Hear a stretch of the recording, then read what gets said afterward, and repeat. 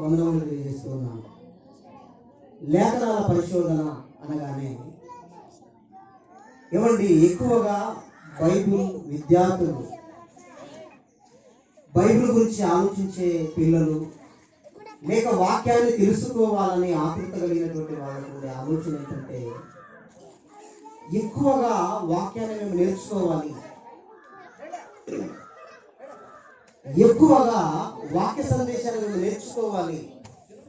అంటే ఉదయం నుంచి రాత్రి వరకు ఈ జరగబోయే క్లాసులలో మాకేం కావాలంటే ఎక్కువగా బైబిల్ యొక్క సందేశం మాకు కావాలి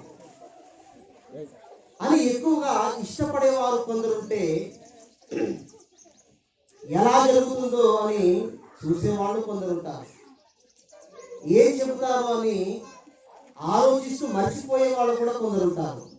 జనక ప్రియులారా, దేవాది దేవుడు ఆయన రాయించిన ఈ పరిశుద్ధ గ్రంథం, ఇందులోని మాటలు మనకు అర్థం కావాలంటే మనం ఏం చేయాలి తెలుసా అండి?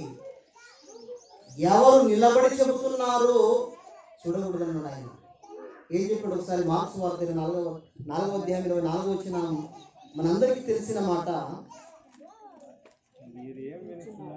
మార్కు రాసిన సువార్త 4వ అధ్యాయము 24వ వచనం. మరియు మీరు ఏం వింటున్నారో, మీరు వినేది ఏదైతే ఉందో అది జాగ్రత్తగా చూసుకోండి. మీరు కేవలము మీరు వినడానికి పరిమితం అయిపోతే మీకు అర్థం కాదు వాక్యం. జాగ్రత్తగా ఏం చేయాలి? ఖచ్చితంగా నాకు ఉన్నాయో లేదో అని చూసుకోవాలి. ఏమండి, చాలా జాగ్రత్తగా వాక్యం మీద ఆసక్తి కలిగి దాన్ని విని మనం అర్థం చేసుకొని దాన్ని చూసుకుంటే తప్ప వాక్యం మనకు అర్థం కాదు.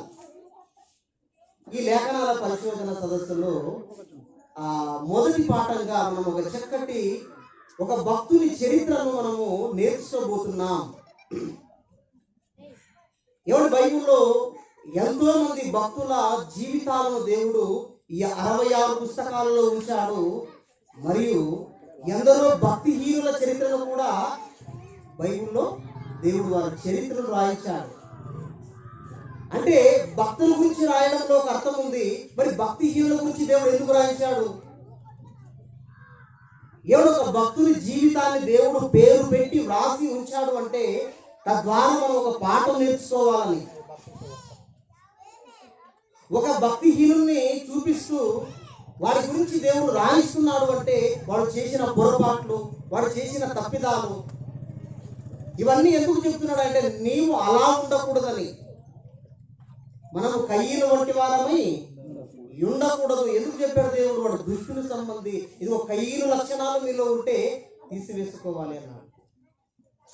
ఇలా మనసు పెట్టి జాగ్రత్తగా పరిశీలిస్తేనే తప్ప ఒక్కొక్క భక్తుని జీవితం అనేది మనకు అర్థం కాదు.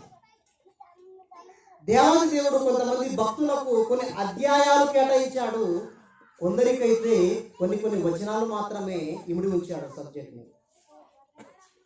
ఒక్కొక్క భక్తుని చదువుతున్నప్పుడు సుమారు ఒక 10 అధ్యాయాలు, 11 అధ్యాయాలు, 13 ఇలా సుమారు ఒక 20-30 అధ్యాయాలు కూడా వారి కోసం కేటాయించాడు. బైబిల్లో గ్రంథాలు కూడా వారి కోసం కేటాయించాడు. కానీ కొంతమంది భక్తుల దగ్గరకు వచ్చేసరికి దేవుడు కొన్ని వచనాలు మాత్రమే, కొన్ని అధ్యాయాలలో అక్కడక్కడ వచనాలను మాత్రమే చూడగలం. ఈరోజు మనం ధ్యానిస్తున్న భక్తుడు కూడా కొన్ని వచనాలలో మాత్రమే కనబడే భక్తుడు మాత్రమే. కానీ ఆయన ద్వారా నేర్చుకునే పాఠం అనేది చూశారు, చాలా లోతైన విషయాలు దేవుడు అందులో ఉంచాడు. ఆయన పేరే మనం పరిచయం చేసుకుందాం. మనం నేర్చుకోబోయే పాఠమే దేవునికి ఇష్టుడైన ఆనోకు చరిత్ర. ఎవరండి? దేవునికి ఇష్టుడైనటువంటి ఒక హానోకు అనేటువంటి పేరుతో ఆయన చరిత్రను మనము ధ్యానించబోతున్నప్పుడు ఏమన్నా దేవుడు పిల్లలు ఏమంటే హానోకు అనే పేరు సహజంగా చాలా మంది ఊర్లలో, క్రైస్తవులలో, సంఘాలలో పెట్టుకుంటారు. చాలా మంది హానోకు పేరుతో పిలువబడుతుంటారు. చాలా మంది అబ్రహాం పేరు పెట్టుకుంటారు. అలాగే ఇస్సాక్ అనే పేరు పెట్టుకుంటారు, యాకోబు అని పేరు పెట్టుకుంటారు. అంటే పేరు ఎక్కడి నుంచి పెట్టుకున్నారంటే బైబిల్ నుంచి పెట్టుకున్నారు. ఒక విషయం ఏంటంటే ఆ పేరు ఎవరిదో, వాళ్ళ చరిత్ర ఏంటో, వాళ్ళ జీవితం ఏంటో, అసలు ఈ పేరులోని ఉద్దేశం ఏంటో కూడా తెలియక చాలా మంది భక్తుల పేర్లను పెట్టుకుంటారు, కానీ భక్తుల గురించి తెలుసుకోవాలి. ఇకపోతే హానోకు జీవిత చరిత్రను మనం ఆలోచించేటప్పుడు బైబిల్ గ్రంథంలో 66 పుస్తకాలలో అసలు హానోకు పేరు మీద ఎంతమంది ఉన్నారు మనకు తెలియాలి. ఏమండి, నేను రవీంద్ర పేరుతో ఎంతమంది ఉంటారో తెలియదు. ఫలానా రవీంద్ర అంటేనే కానీ చాలా మందికి తెలియదు. అబ్రామయ్య గారు, ఫలానా ఉరుకుందా అబ్రామయ్య గారు అంటే చాలా మందికి తెలియదు. ఎందుకంటే చూడు అబ్రామ్ ఉన్నాడు, ఇంకా పక్కన కూడా మన ఊర్లో కూడా అబ్రామయ్యలు ఉంటారు. అలాగే బైబిల్లో ఒక హానోకు జీవిత చరిత్రను మనం తెలుసుకుంటున్నప్పుడు ఈ హానోకు ఎవరి కుమారుడు, అసలు బైబిల్ గ్రంథంలో 66 పుస్తకాలలో హానోకు పేరు మీద ఎంతమంది ఉన్నారు అనేది మనం తెలుసుకోవడానికి చిన్న ఇన్ఫర్మేషన్ మనము బైబిల్లో చూద్దాం. ఆదికాండము 4వ అధ్యాయము, ఆదికాండము 4వ అధ్యాయము 17వ వచనాన్ని ఒకసారి చూడండి. అక్కడ ఒక హానోకు అనేటువంటి ఒక ఆయన మనకు కనబడుతుంటాడు. కయ్యను తన భార్యను కూడినప్పుడు ఆమె గర్భవతి అయి హానోకును కనెను. ఎవరి కుమారుడు హానోకు? ఇక్కడ కయ్యను కుమారుడే హానోకు. ఇక్కడ ఒక హానోకు దొరికాడు మనకు. బైబిల్ గ్రంథంలో మొట్టమొదటి హానోకు ఎవరయ్యా అంటే ఇది ఒక కయ్యను సంతానములో జ్యేష్ఠ కుమారుడే హానోకు అని మనకు అర్థమైపోయింది. పిల్లరా, మరొక హానోకును చూద్దాం. బైబిల్లో సుమారు 4 హానోకులు మనకు కనబడతారు. ఎంతమంది పిల్లరా? 4 హానోకులు కనబడతారు. ఇప్పుడు 2వ హానోకు దగ్గరకు వచ్చేసరికి మనకు అదే ఆదికాండం 5వ అధ్యాయము 18వ వచనాన్ని చదవండి ఒకసారి. 18వ వచనాన్ని. ఏరేదు 162 ఏళ్ళు బ్రతికి హానోకును కనెను. ఎవడి కూడా హానోకు కనబడుతున్నాడు. ఇక మనం ఆలోచించబోయే దేవునికి ఇష్టడైన హానోకు కూడా ఈ ఏరేదు కుమారుడే. ఈయన జీవితాన్ని ఈరోజు మనం పరిశీలించబోతున్నాం. రైట్, ఇతను బైబిల్ గ్రంథంలో మనకు 2వ హానోకుగా పిలువబడుతున్నాడు. ఇక 3వ హానోకు ఎవరు? 4 హానోకులు బైబిల్ గ్రంథంలో ఉన్నప్పుడు అసలు 3వ హానోకు ఎవరు? ఒకసారి దినవృత్తాంతముల మొదటి గ్రంథము తీయండి ఒకసారి. దినవృత్తాంతముల మొదటి గ్రంథము 1వ అధ్యాయము 33వ వచనం. మొదటి దినవృత్తాంతముల గ్రంథము. యోనాతాను కుమారులు వీరు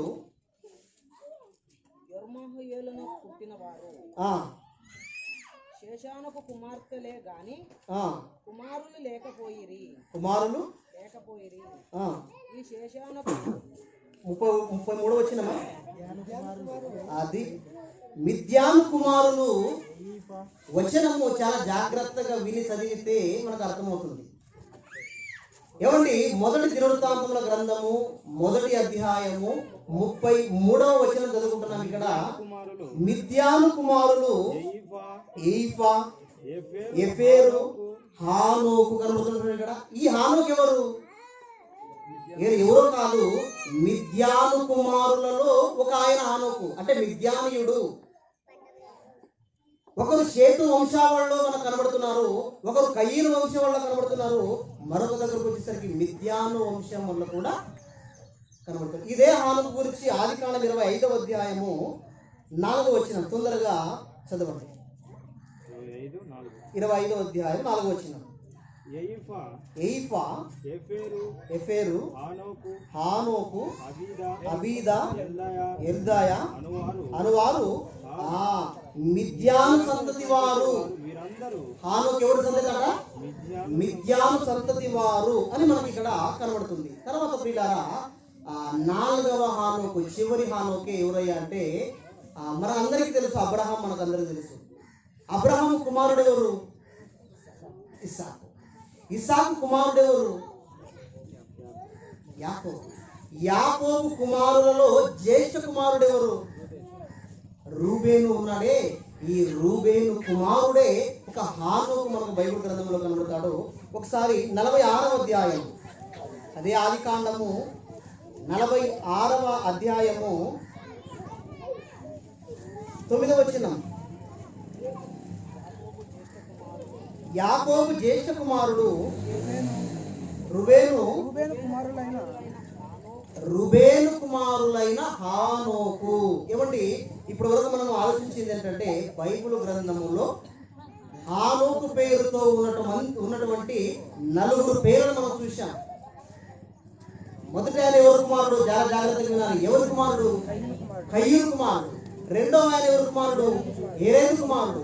మూడో హానోకు ఎవరి కుమారుడు? మిద్యాను సంతతిలో ఒకడు. తర్వాత 4వ హానోకు ఎవరు? రుబేను కుమారుడైన. అంటే 4 జీవితాలలో మనం 4ని ఆలోచించట్లేదు, కానీ ఒక ఆయన జీవితాల గురించి మనం నేర్చుకుంటున్నాం. ఆయనే ఏరేదు కుమారుడైన హానోకు. ప్రియరా, బైబిల్ గ్రంథములో ఇతని పేరును దేవుడు సుమారు 11 సార్లు రాయించాడు బైబిల్ గ్రంథములో. ఆ హానోకులు కాదు సుమా, కేవలము ఈ హేరోదు కుమారుడు మాత్రం 11 సార్లు మనకు బైబిల్ గ్రంథంలో ఇతని పేరు రాయబడి ఉంటుంది. ఏమండి, అల్లరి చేసిన పట్టుకు, ఎందుకంటే సబ్జెక్ట్ మనకు తొందరగా అందాలి. వినేవాళ్ళు మనసు ఇక్కడ పెడతారు, సరదాగా వచ్చిన వాళ్ళు అక్కడిక్కడ చూసుకుంటుంటారు అంతే. ఇది మీకు అర్థమైపోతే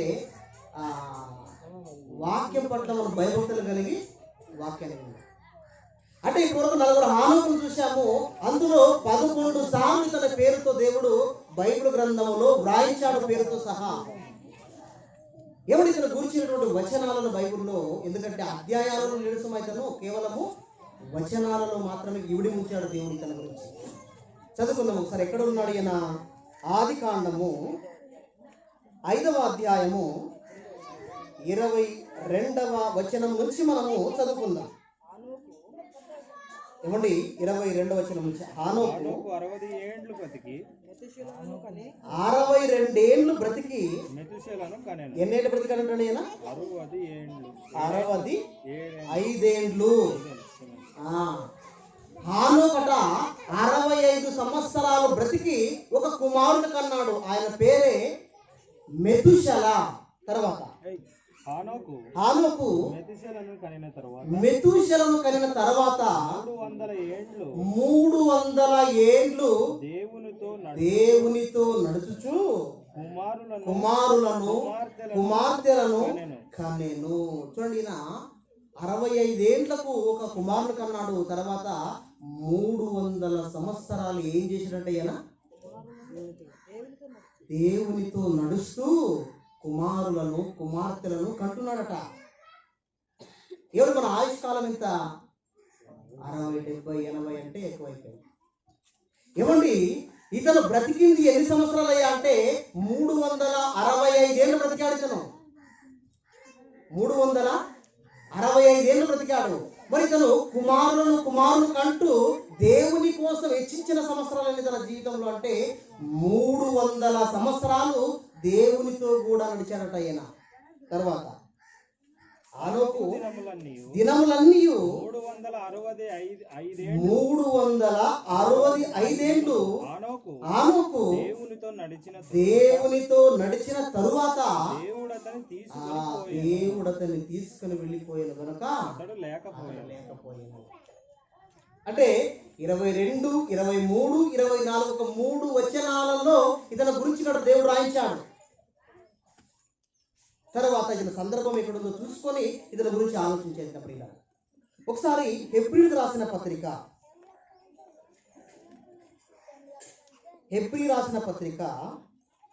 11వ అధ్యాయము 5వ వచనం.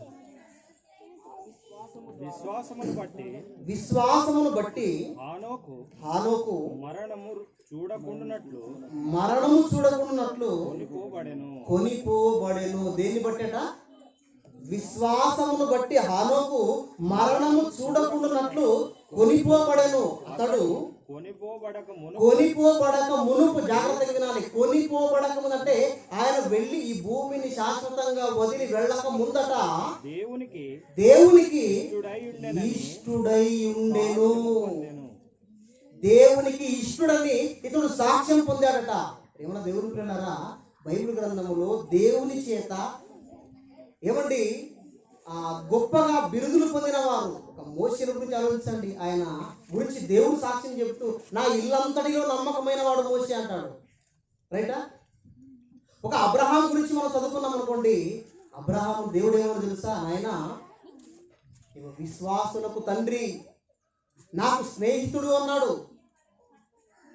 అలాగే ఒక దావీదు గారి గురించి ఆలోచిస్తే నా ఇష్టానుసారుడైన మనుష్యుడు, నా ఉద్దేశాలన్నీ నెరవేర్చిన వాడు. అంటే ఒక్కొక్క భక్తుడు దేవుని చేత ఒక్కొక్క బిరుదును పొందుకున్నాడు. అలాగే హానోకు గారు పొందుకున్న బిరుదు ఏంటి తెలుసా, ఇతడట విశ్వాసమును బట్టి మరణం చూడకుండా కొనిపోబడను. అతడు కొనిపోబడక ముందు దేవునికి ఇష్టుడై ఉండనని సాక్ష్యము పొందెను. కాగా దేవుడు అతన్ని కొనిపోయెను కనుక అతడు కనబడలేదు. అంటే ఇతడు చనిపోక ముందు ఇక్కడ మనకు తెలుస్తుంది విశ్వాసమును బట్టి దేవునికి ఇష్టుడై ఉన్నాడు. ఓకేనండి. ఇక్కడ కొద్దిగా ఆయన గురించినటువంటి వచనాలు మనకు బైబిల్లో కనబడుతుంది. చివరిగా మనకు ఆయన గురించినటువంటి గ్రంథంలో దేవుడు రాయించిన మాటలు మరొక మాట చూస్తే, ప్రకటనకు ముందున్నటువంటి యూదా పత్రిక, ఏమంటే యేసుక్రీస్తు తమ్ముడైనటువంటి యూదా, ఆయన గురించి పరిశుద్ధాత్మ ప్రేరణతో ఏం రాస్తున్నాడో చూడండి ఒకసారి. ఒకే ఒక అధ్యాయం ఉంటుంది మనకు, 14, 15 వచనాలు కలిసి ఉంటాయి. దాన్ని ఒకసారి చదువుకుందాం. యూదా పత్రిక మొదటి అధ్యాయము 14, 15 వచనాలు. ఆదా మొదలుకొని 7వ వాడైన హానోకు కూడా వీరిని గూర్చి ప్రవచించి ఇట్లా, నేను ఇదిగో అందరికి తీర్పు తీర్చుటకు వారిలో భక్తిహీనముగా చేసిన వారి భక్తిహీన క్రియలన్నిటిని గూర్చి అని ఒక ప్రవచనాన్ని చెప్తున్నాడు ఆయన. ఎవరు? జాగ్రత్తగా గమనించాలి. ఆది కాండంలో చదివిన మాటలు, హెబ్రీ పత్రికలో చదివిన మాటలు, ఈ యూదా పత్రికలో చదువుతున్న మాటలు మనం జాగ్రత్తగా గమనిస్తే ఏమిటి, ఆయనలో ఒక ప్రత్యేకమైన 4 గుణ లక్షణాలు కనబడుతున్నాయి. చెప్పగలరా? ఇప్పుడే చదువుకున్నావా? ఎవరైనా చెప్పగలరా? ఏమండి, ఆయనలో ఒక 4 క్యారెక్టర్లు మనకు కనబడుతున్నాయి. ఎవరిలో? హానోకు గారిలో. చదివిన ఈ 3 సందర్భాలలో ఆయన గురించి దేవుడు చెబుతూ 4 క్యారెక్టర్లు కలిగిన మనిషిగా మనకు కనబడుతున్నాడు. ఒకటి బాగా రాసుకోండి, దేవునితో నడిచిన వాడు. ఏంటండి? ఒకటి దేవునితో నడిచిన వాడు. రెండవది ఏంటయ్యా అంటే ఆయన విశ్వాస వీరుడు. ఏమండి, హెబ్రీ పత్రిక 11వ అధ్యాయం చదువుతున్నప్పుడు మనకి ఏమర్థం కావాలో తెలుసా? ఇది విశ్వాస వీరుల పట్టిక. ఇందులో రాయబడినటువంటి వారు ఎవరు తెలుసా? విశ్వాస వీరులు. అంటే విశ్వాసము కలిగినటువంటి మనుషులు ఉన్నారు ఇందులో. అంటే హానోకు గారిలో దేవునితో నడిచేటువంటి గుణం ఉంది. రెండవది ఈ విశ్వాస వీరుడుగా పేరు పొందాడు. మూడవది ఏంటయ్యా అంటే ఆయన దేవునికి ఇష్టుడు. ఏంటండి? ఆయన దేవునికి ఇష్టుడు. నాలుగవది ఏంటంటే ఆయన ఒక ప్రవక్త. ఆయన ఏం చేశాడండి? ప్రవచించాడు. ప్రవచించిన వారిని బైబిల్ ఏం చెప్తుంది? ప్రవక్త. ఆయన భవిష్యత్తును గురించినటువంటి ప్రకటన చేశాడు ఆయన. ఒక వ్యక్తిలో 4 సుగుణాలు ఉండడం అనేది ఏమండి ఆశమాశ కాదు ప్రేమ దేవుడు పిల్లలు. ఒక మనిషి మంచోడు అనిపించుకోవాలి అనడానికి చాలా కష్టం కదండి. ఒక మనిషి మంచి సాక్ష్యం పొందాలంటే అది చాలా కష్టం. అలాంటిది హానోకు గారికి ఉన్నటువంటి గుణలక్షణం ఏమిటి తెలుసా? ఆయన ఒక దేవునితో నడుస్తూ విశ్వాస వీరుడుగా, ఒక దేవునికి ఇష్టడుగా, ఒక ప్రవక్తగా భూమి మీద తన జీవిత కాలాన్ని 300 ఏళ్ళు దేవునితో గడిపాడంటే నిజంగా ఆయన జీవితం మనకు అవసరం లేదు చెప్పండి. ఖచ్చితంగా ఆయన జీవితం అనేది మనకు అవసరం. ఆయన జీవితం అనేది మనం నేర్చుకుంటే అందులో ఏమంటే మనం ఎలా నిలబడాలో ఆయనలాగా మనకు అర్థమైపోతుంది. ఇలా ఇకపోతే ఒక మనిషి దేవుడికి ఇష్టానుసారంగా బ్రతకడం అంటే ఏమండి, ఈరోజు మనకు ఇలాంటి క్లాసులు రోజు జరుగుతున్నాయి అనుకోండి. ఇలాంటి వాక్యాలలో రోజు చర్చికి వెళ్ళడము, లేక రోజు క్లాసుకి వెళ్ళడము, రోజు దేవునిలో సహవాసం ఉండడం ఉన్నామనుకోండి, అంతో కొంత తప్పిపోకుండా కొద్దిగా మన ప్రవర్తన జాగ్రత్త పడతాం. కరెక్టేనా? అంటే మన చుట్టూ సమాజం ఎలా ఉండాలంటే, మనం బాగుండాలంటే మన చుట్టూ సమాజం కూడా బాగుండాలి. ఎవరు నీతిగా ఉండాలి, పాపం చేయని వారిగా ఉండాలి. అలాంటి వారి మధ్య మనం బ్రతికితే మనము కూడా కాస్తో కోస్తో, మరి అంతగా లేదు, కొద్దిగా మంచి సాక్ష్యాన్ని పెట్టుకోగలమేమని. పర్లేదండి చర్చికి వెళ్తున్నాడు, పర్లేదండి బైబిల్ చదువుతున్నాడు, పర్వాలేదండి మంచిగా ప్రవర్తన కలిగి జీవిస్తున్నాడు, పర్వాలేదండి వాక్యాన్ని అనుకూలమైనప్పుడు చెబుతున్నాడు అని ఒక చిన్నపాటి సాక్ష్యం ఎప్పుడు చెప్పండి? అనుకూల పరిస్థితుల్లో, మనకు ఆ పరిస్థితులు అనుకూలంగా ఉంటే మనం కాస్త కొంత భక్తిగా జీవించడానికి అవకాశం ఉంటుంది. కానీ ఎవడు ఒక భక్తుని గురించి మనం ఆలోచించేటప్పుడు, ఈయన ఇంతగా దేవునికి ఇష్టానుసారంగా బతికాడంటే ఆయన రోజుల్లో ఎలాంటి పరిస్థితులు ఉన్నాయి? ఆయన ఈ భూమి మీద మనలాగే ఒక శరీరం ధరించుకొని, మనలాగే రక్త మాంసములు కలిగిన ఈ యొక్క దేహముతో, ఈ చూపులతో, ఈ ఆలోచనలతో ఒక మనిషి ఇంతగా దేవునికి నచ్చాడు అంటే అసలు ఆయన చుట్టూ ఉండే పరిస్థితులు ఆయనకు అనుకూలించాయా? బాగున్నాయా? అమ్మాయికి తీసి పెట్టాను.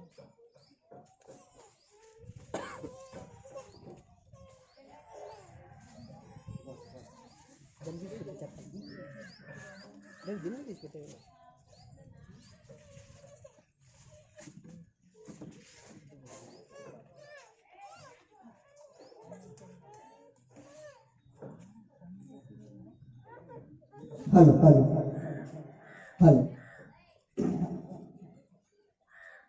వీళ్ళారా, ఆయన చుట్టూ ఉండే ఆ సమాజం అనేది ఆయనకేమైనా సరిగా అనుకూలించిందా అని ఒకనాటి ఆయన జీవిత కాలం దగ్గరికి వెళ్ళిపోతే, ఏమిటి ఆయన బ్రతికిన జీవితం దగ్గరికి మనం నడుచుకుంటూ ప్రయాణం చేసుకుంటూ ఆయన ఉన్నటువంటి పరిస్థితులు మనం ఆలోచిస్తే అప్పుడు మనకు అర్థమవుతుందని, నిజంగా ఆయన బ్రతికినప్పుడు ఆయన ఊర్లో ఉండే పరిస్థితి ఏంటి, ఆ చుట్టూ సమాజంలో ఉండే పరిస్థితులు ఏంటి ఒకసారి మనము చూద్దామండి.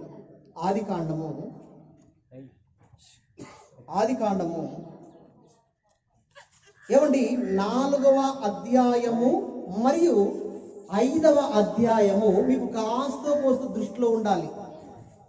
బైబిల్లో దేవుడు రాయించిన ఈ గ్రంథంలో 4వ అధ్యాయము 5వ అధ్యాయము ఏమండి కాస్తో కోస్తో జ్ఞాపకం ఉన్నవారు అందులో ఏముందో చెప్పండి. ఏమున్నాయి? 4వ అధ్యాయంలో ఉండే విషయాలు ఏమున్నాయి, తర్వాత 5వ అధ్యాయంలో ఉండే విషయాలు ఏమున్నాయి? ప్రధానంగా బాగా ఆలోచించండి, ప్రధానంగా 2 వంశ వృక్షాలు కనబడతాయి అందులో. 4వ అధ్యాయంలో ఒక వంశం కనబడుతుంది, 5వ అధ్యాయంలో మరొక వంశం కనబడుతుంది. అక్కడ 4వ అధ్యాయంలో ఉండే వంశం ఎవరిది? ఏమండి, అందులో దేవుడు ప్రప్రథమంగా కయీను వంశావళి రాయించాడు. కయీను సంతతిని రాయించాడంటే కయీను కుమారులు ఎవరు, ఆ కయీను మనమణులు ఎవరు అంటే వాళ్ళ వంశ వృక్షాన్ని రాయించడానికి ఇష్టపడ్డాడు దేవుడు. ఆ తర్వాత 5వ అధ్యాయంకి వచ్చేసరికి ఆదాము మొదలుకొని షేతు నుండి వచ్చినటువంటి వంశావళిని దేవుడు రాయించాడంటే ప్రధానంగా ఈ 2 అధ్యాయాల్లో మనకు కనబడుతుంది ఏంటంటే 2 వంశ వృక్షాలు కనబడుతున్నాయి. బాగా ఆలోచించేద్దామండి. ఒకే ఒక మనిషి ఎవరు అంటే ఆదాము నుండి కయీను ద్వారా ఒక వంశము, ఆదాము నుండి ఏమండి షేతు ద్వారా ఒక వంశము మనకు కనబడుతుంది. ఇందులో ప్రధానంగా మనము హానోకు గురించి చదువుకున్నప్పుడు యూదా గారు ఏం చెప్పాడు? ఆయన 7వ వాడు. ఎన్నవడట ఆయన? ఆదాము మొదలుకొని 7వ వాడైన హానోకు వరకు అన్నాడు. అంటే హానోకు 7వ వాడా? నిజంగా ఆయన 7వ వాడు కాదు. ఒకసారి చూద్దాము బైబిల్ గ్రంథంలో. ఏమండి, ఒకటి ఆదామును మీరు దృష్టిలో పెట్టుకోండి. ఆదాము కుమారుడు ఎవరు? హెబెలు స్థానంలో వచ్చింది ఎవరు? షేత్. షేత్కి ఎవరు పుట్టారు? ఏనోషు. బాగా వినండి, ఏనోషు పుట్టాడు. ఏనోషు తర్వాత ఎవరు వచ్చారు? కేయినాను. కేయినాను తర్వాత ఎవరు వచ్చారు? మహాలయేలు. మహాలయేలు తర్వాత ఏరేదు. అంటే 6 మంది అయిపోయారు. ఇప్పుడు వచ్చినటువంటి వాళ్ళు ఎవరు? హానోకు. అంటే ఆదాము నుంచి షేతు ద్వారా హానోకు వరకు 7వ వాడు హానోకు అయితే, ఇక్కడ ఆదాము నుంచి కయీను ద్వారా 7వ వాడెవరో చూడండి ఒకసారి. కయీను లిస్ట్ లో బాగా ఆలోచించాలని చెప్పిన మాటని. ఆదాము ద్వారా ఒక షేతు నుండి వచ్చినటువంటి వాడు 7వ వాడు హానోకు గారు అయితే, అదే ఆదాము ద్వారా కయీను ద్వారా వచ్చిన 7వ వాడెవడు? అందులో మనకు కనబడేవాడే లెమేకు అనేటువంటి వాడు. ఎవరండి? లెమేకు. ఈయన ఆదాము నుండి కయీను ద్వారా 7వ వాడు. ఎవడు ఈ హానోకు? ఎవరయ్యా అంటే ఒక భక్తిపరుడు, నీతిమంతుడు, దేవునికి ఇష్టమైన వాడు, ఒక ప్రవక్త, దేవుడితో నడిచిన వాడు అని సాక్ష్యం ఈ 7వ వాడు పొందుకుంటే, అదే కయీను ద్వారా వచ్చినటువంటి 7వ వాడు ఏం చేశాడో తెలుసా అండి? కయీను వంశం ఏమైపోయిందో తెలుసా అండి? ఏమండి, కయీను వంశము శాపం పొందిన వంశం. దేవుని చేత ఏమండి దానికి ఒక బిరుదు చేశాడు దేవుడు, శాపాన్ని చేశాడు దేవుడు. అంటే కయీను వంశాన్ని శపితం చేశాడు దేవుడు. ఇదిగో నీ సంతానము శపితము, అంటే దుష్ట సంతానము. ఎందుకు దుష్ట సంతానము? ఎందుకంటే అందులో అన్యాయం ఉంది, అందులో అక్రమం ఉంది, అందులో నీతి నిజాయితీ, దేవుని భయము భక్తి అనేది లేదు. ఎవరిలో? కయీను వంశావళిలో. ఇది ఎందుకు చెప్తున్నానంటే, ఇలా హానోకు 7వని చదువుకున్నాం కదా, హానోకు ప్లేస్ లో కయీను ద్వారా లెమేకు 7వని చదువుకున్నాం కదా. ఈ కయీను ఏం చేశాడంటే 2 స్త్రీలను పెళ్లి చేసుకున్నాడు. బైబిల్ గ్రంథ చరిత్రలో మొట్టమొదటగా బహుభార్యతత్వాన్ని పొందుకున్న దేవుడయ్యా అంటే ఈ కయీను కుమారుల్లో ఒకడే లెమేకు. ఒక స్త్రీ కాక మరొక స్త్రీని కూడా, ఒక ఆదా, ఒక సిల్లా అనేటువంటి పేర్లతో 2 భార్యలను పొందుకున్నాడు వీడు. పొందుకున్న తర్వాత వీడి లక్షణాలు చూస్తేనంటే నిజంగా మనకు విచిత్రంగా ఉంటాయి. కయీను ఎలాంటి వాడు తెలుసా? సొంత తమ్ముడిని ఏం చేశాడు? తన తమ్ముడండి, తన తండ్రికి పుట్టినవాడు, ఒకే గర్భాన్ని ధరించుకున్నవారు, ఒకే చనుపాలు తాగొచ్చిన వాడిని ఏం చేశాడండి? ఆయన మీద పడి చంపేశాడు కయీన్ని, హెబెలుని. కయీను అంటే ఒక దుష్టుడుగా, సహోదరుని హత్య చేసిన వాడుగా మనకు కయీను కనబడుతుంటే, వాడి సంతానంలో వచ్చిన వాడు ఎలా ఉన్నారో తెలుసా? 23వ వచనం, 4వ అధ్యాయము ఆదికాండము 23వ వచనం. లెమేకు మాట్లాడుతున్నాడు తన భార్యలతో, ఓ ఆదా, ఓ సిల్లా, నా మాట వినండి. ఓ ఆదా, ఓ సిల్లా, నా మాట వినండి. లెమేకు భార్యలారా, నా మాట ఆలకించండి. నన్ను గాయపరిచినందుకై ఒక మనిషిని చంపేశాడంటండి. ఎవరు? లెమేకండి. కయీను ద్వారా వచ్చినటువంటి వాడిలో ఒక లెమేకు అనేవాడు తన్ని కేవలం గాయపరిచినందుకే, అంటే శరీరానికి ఒక గాయం చేసినందుకే ఏం చేశాడట? ఒక మనిషిని చంపితిని, నన్ను దెబ్బ కొట్టినందుకై ఒక పడుచువాన్ని చంపితిని. అంటే కయీను ఒక హత్య చేస్తే ఈ లెమేకు అన్నవాడు ఏం చేశాడు? 2 హత్యలు చేశాడు. అంటే కయీను కోసము ఒక 7 శిక్ష వస్తే ఈ లెమేకు కోసం ఎంత వస్తుందో తెలుసా? ఎంత వస్తుంది అంటండి? 7 ప్రతిదండన కయీను కోసం వచ్చిన ఎడల లెమేకు కోసము 77 వచ్చునా నేను. అంటే వీడిలో దేవుని భయం కనబడుతుంది. చెప్పండి, దేవుని భయము ఈ లెమేకులో ఏమైనా కనబడుతుందా మనకు? లేదు. ఎందుకంటే నాకు శాపం వచ్చినా పర్లేదు అంటున్నాడు. 77 నాకు శాపము వచ్చినా పర్వాలేదు అంటే వీనిలో పొగరుతనము, వీనిలో అక్రమము, వీనిలో నరహత్య చేసే గుణం కనబడుతుంది. చూడండి, ఒక సంతానములో. ఎవరి సంతానం అది? కయీను సంతానం. ఇకపోతే ఇంకా మనం జాగ్రత్తగా పరిశీలన చేస్తే, ఎవడు ఆ రోజు సమాజము నరహత్యలతో ఉండిపోయింది.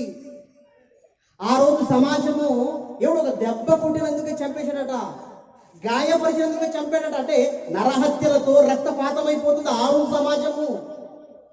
అంటే ఇది మీరు గమనిస్తూ ఉంటే మీకు అర్థమైపోవాలి. ఆ కాలంలో నోవాహు గారు ఈ వచ్చాడు. ఇంకా చూద్దామండి సమాజం ఎలా ఉందో. 6వ అధ్యాయము 1వ వచనం.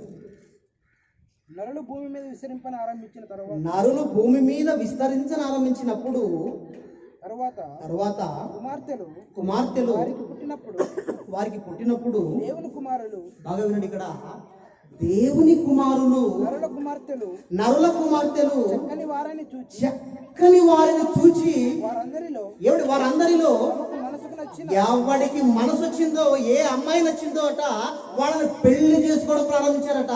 అంటే పెద్దలు ఒకప్పుడు మనకు పెద్దల కాలంలో వెళ్ళిపోతే ఏమండి, పెద్దలు వివాహం ఒకరికి వివాహం చేయాలంటే పెద్దలు ఏం చేశారో తెలుసా అండి?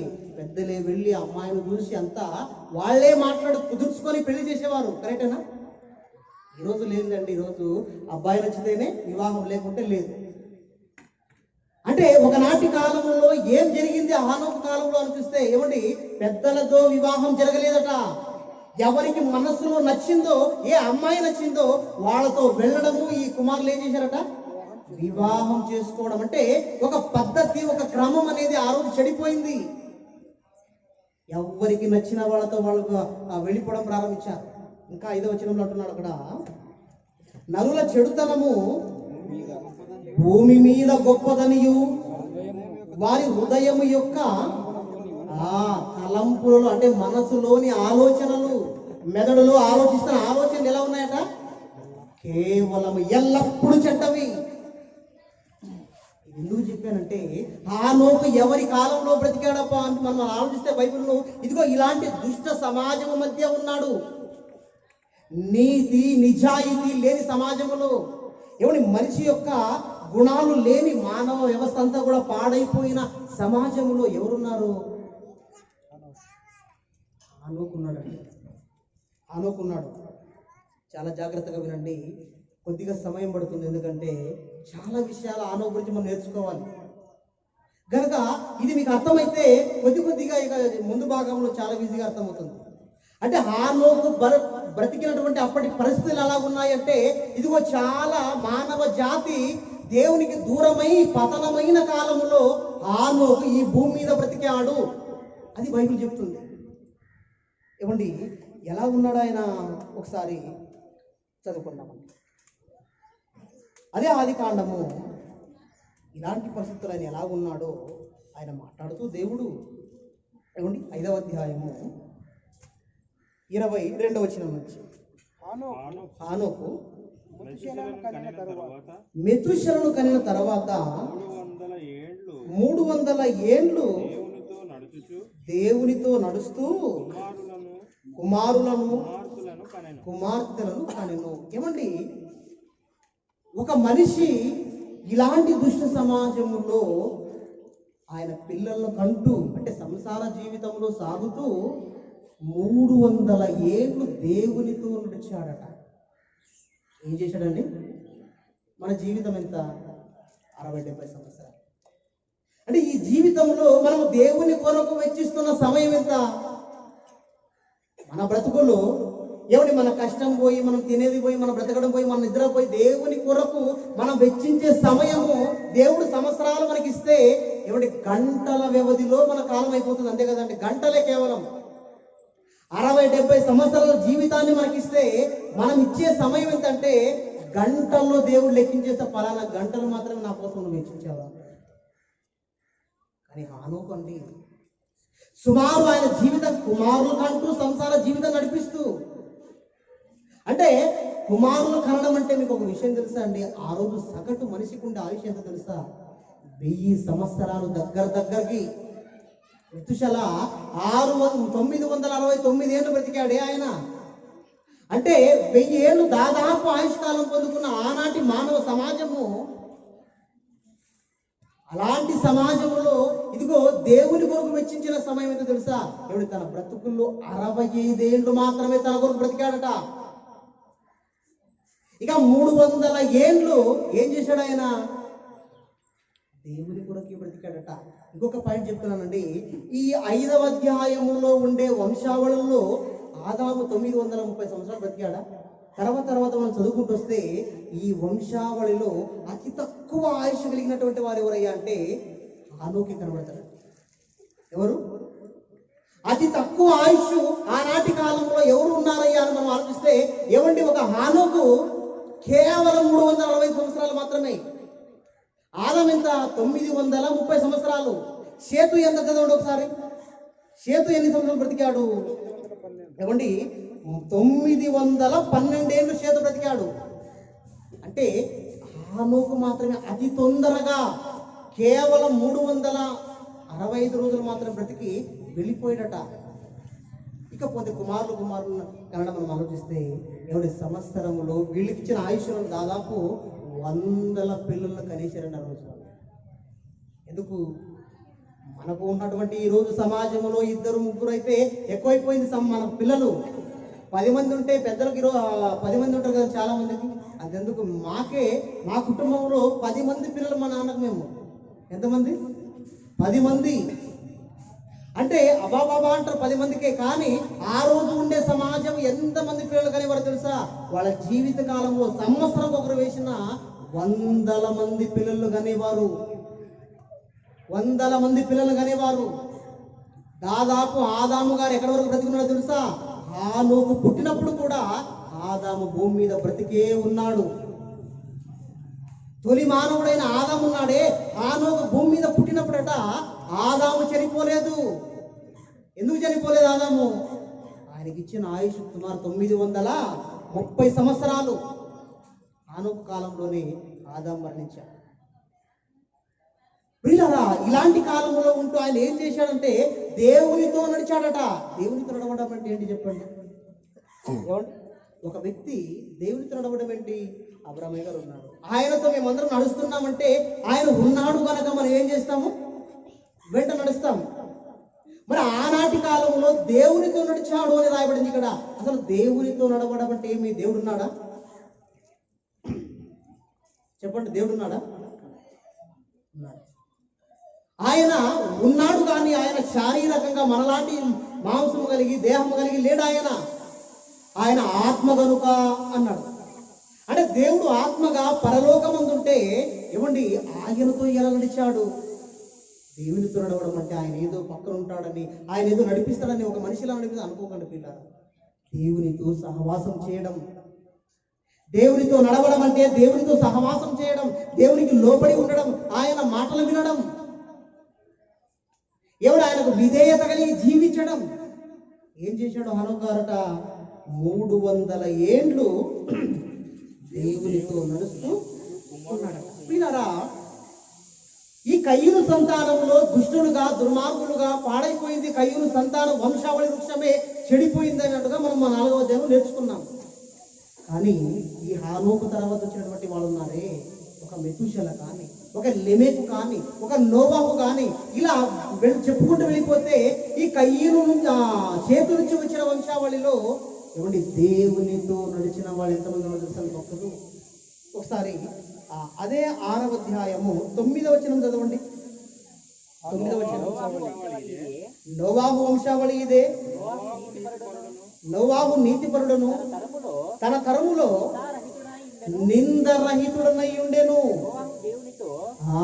నోవాహు దేవునితో కూడా నడిచెను.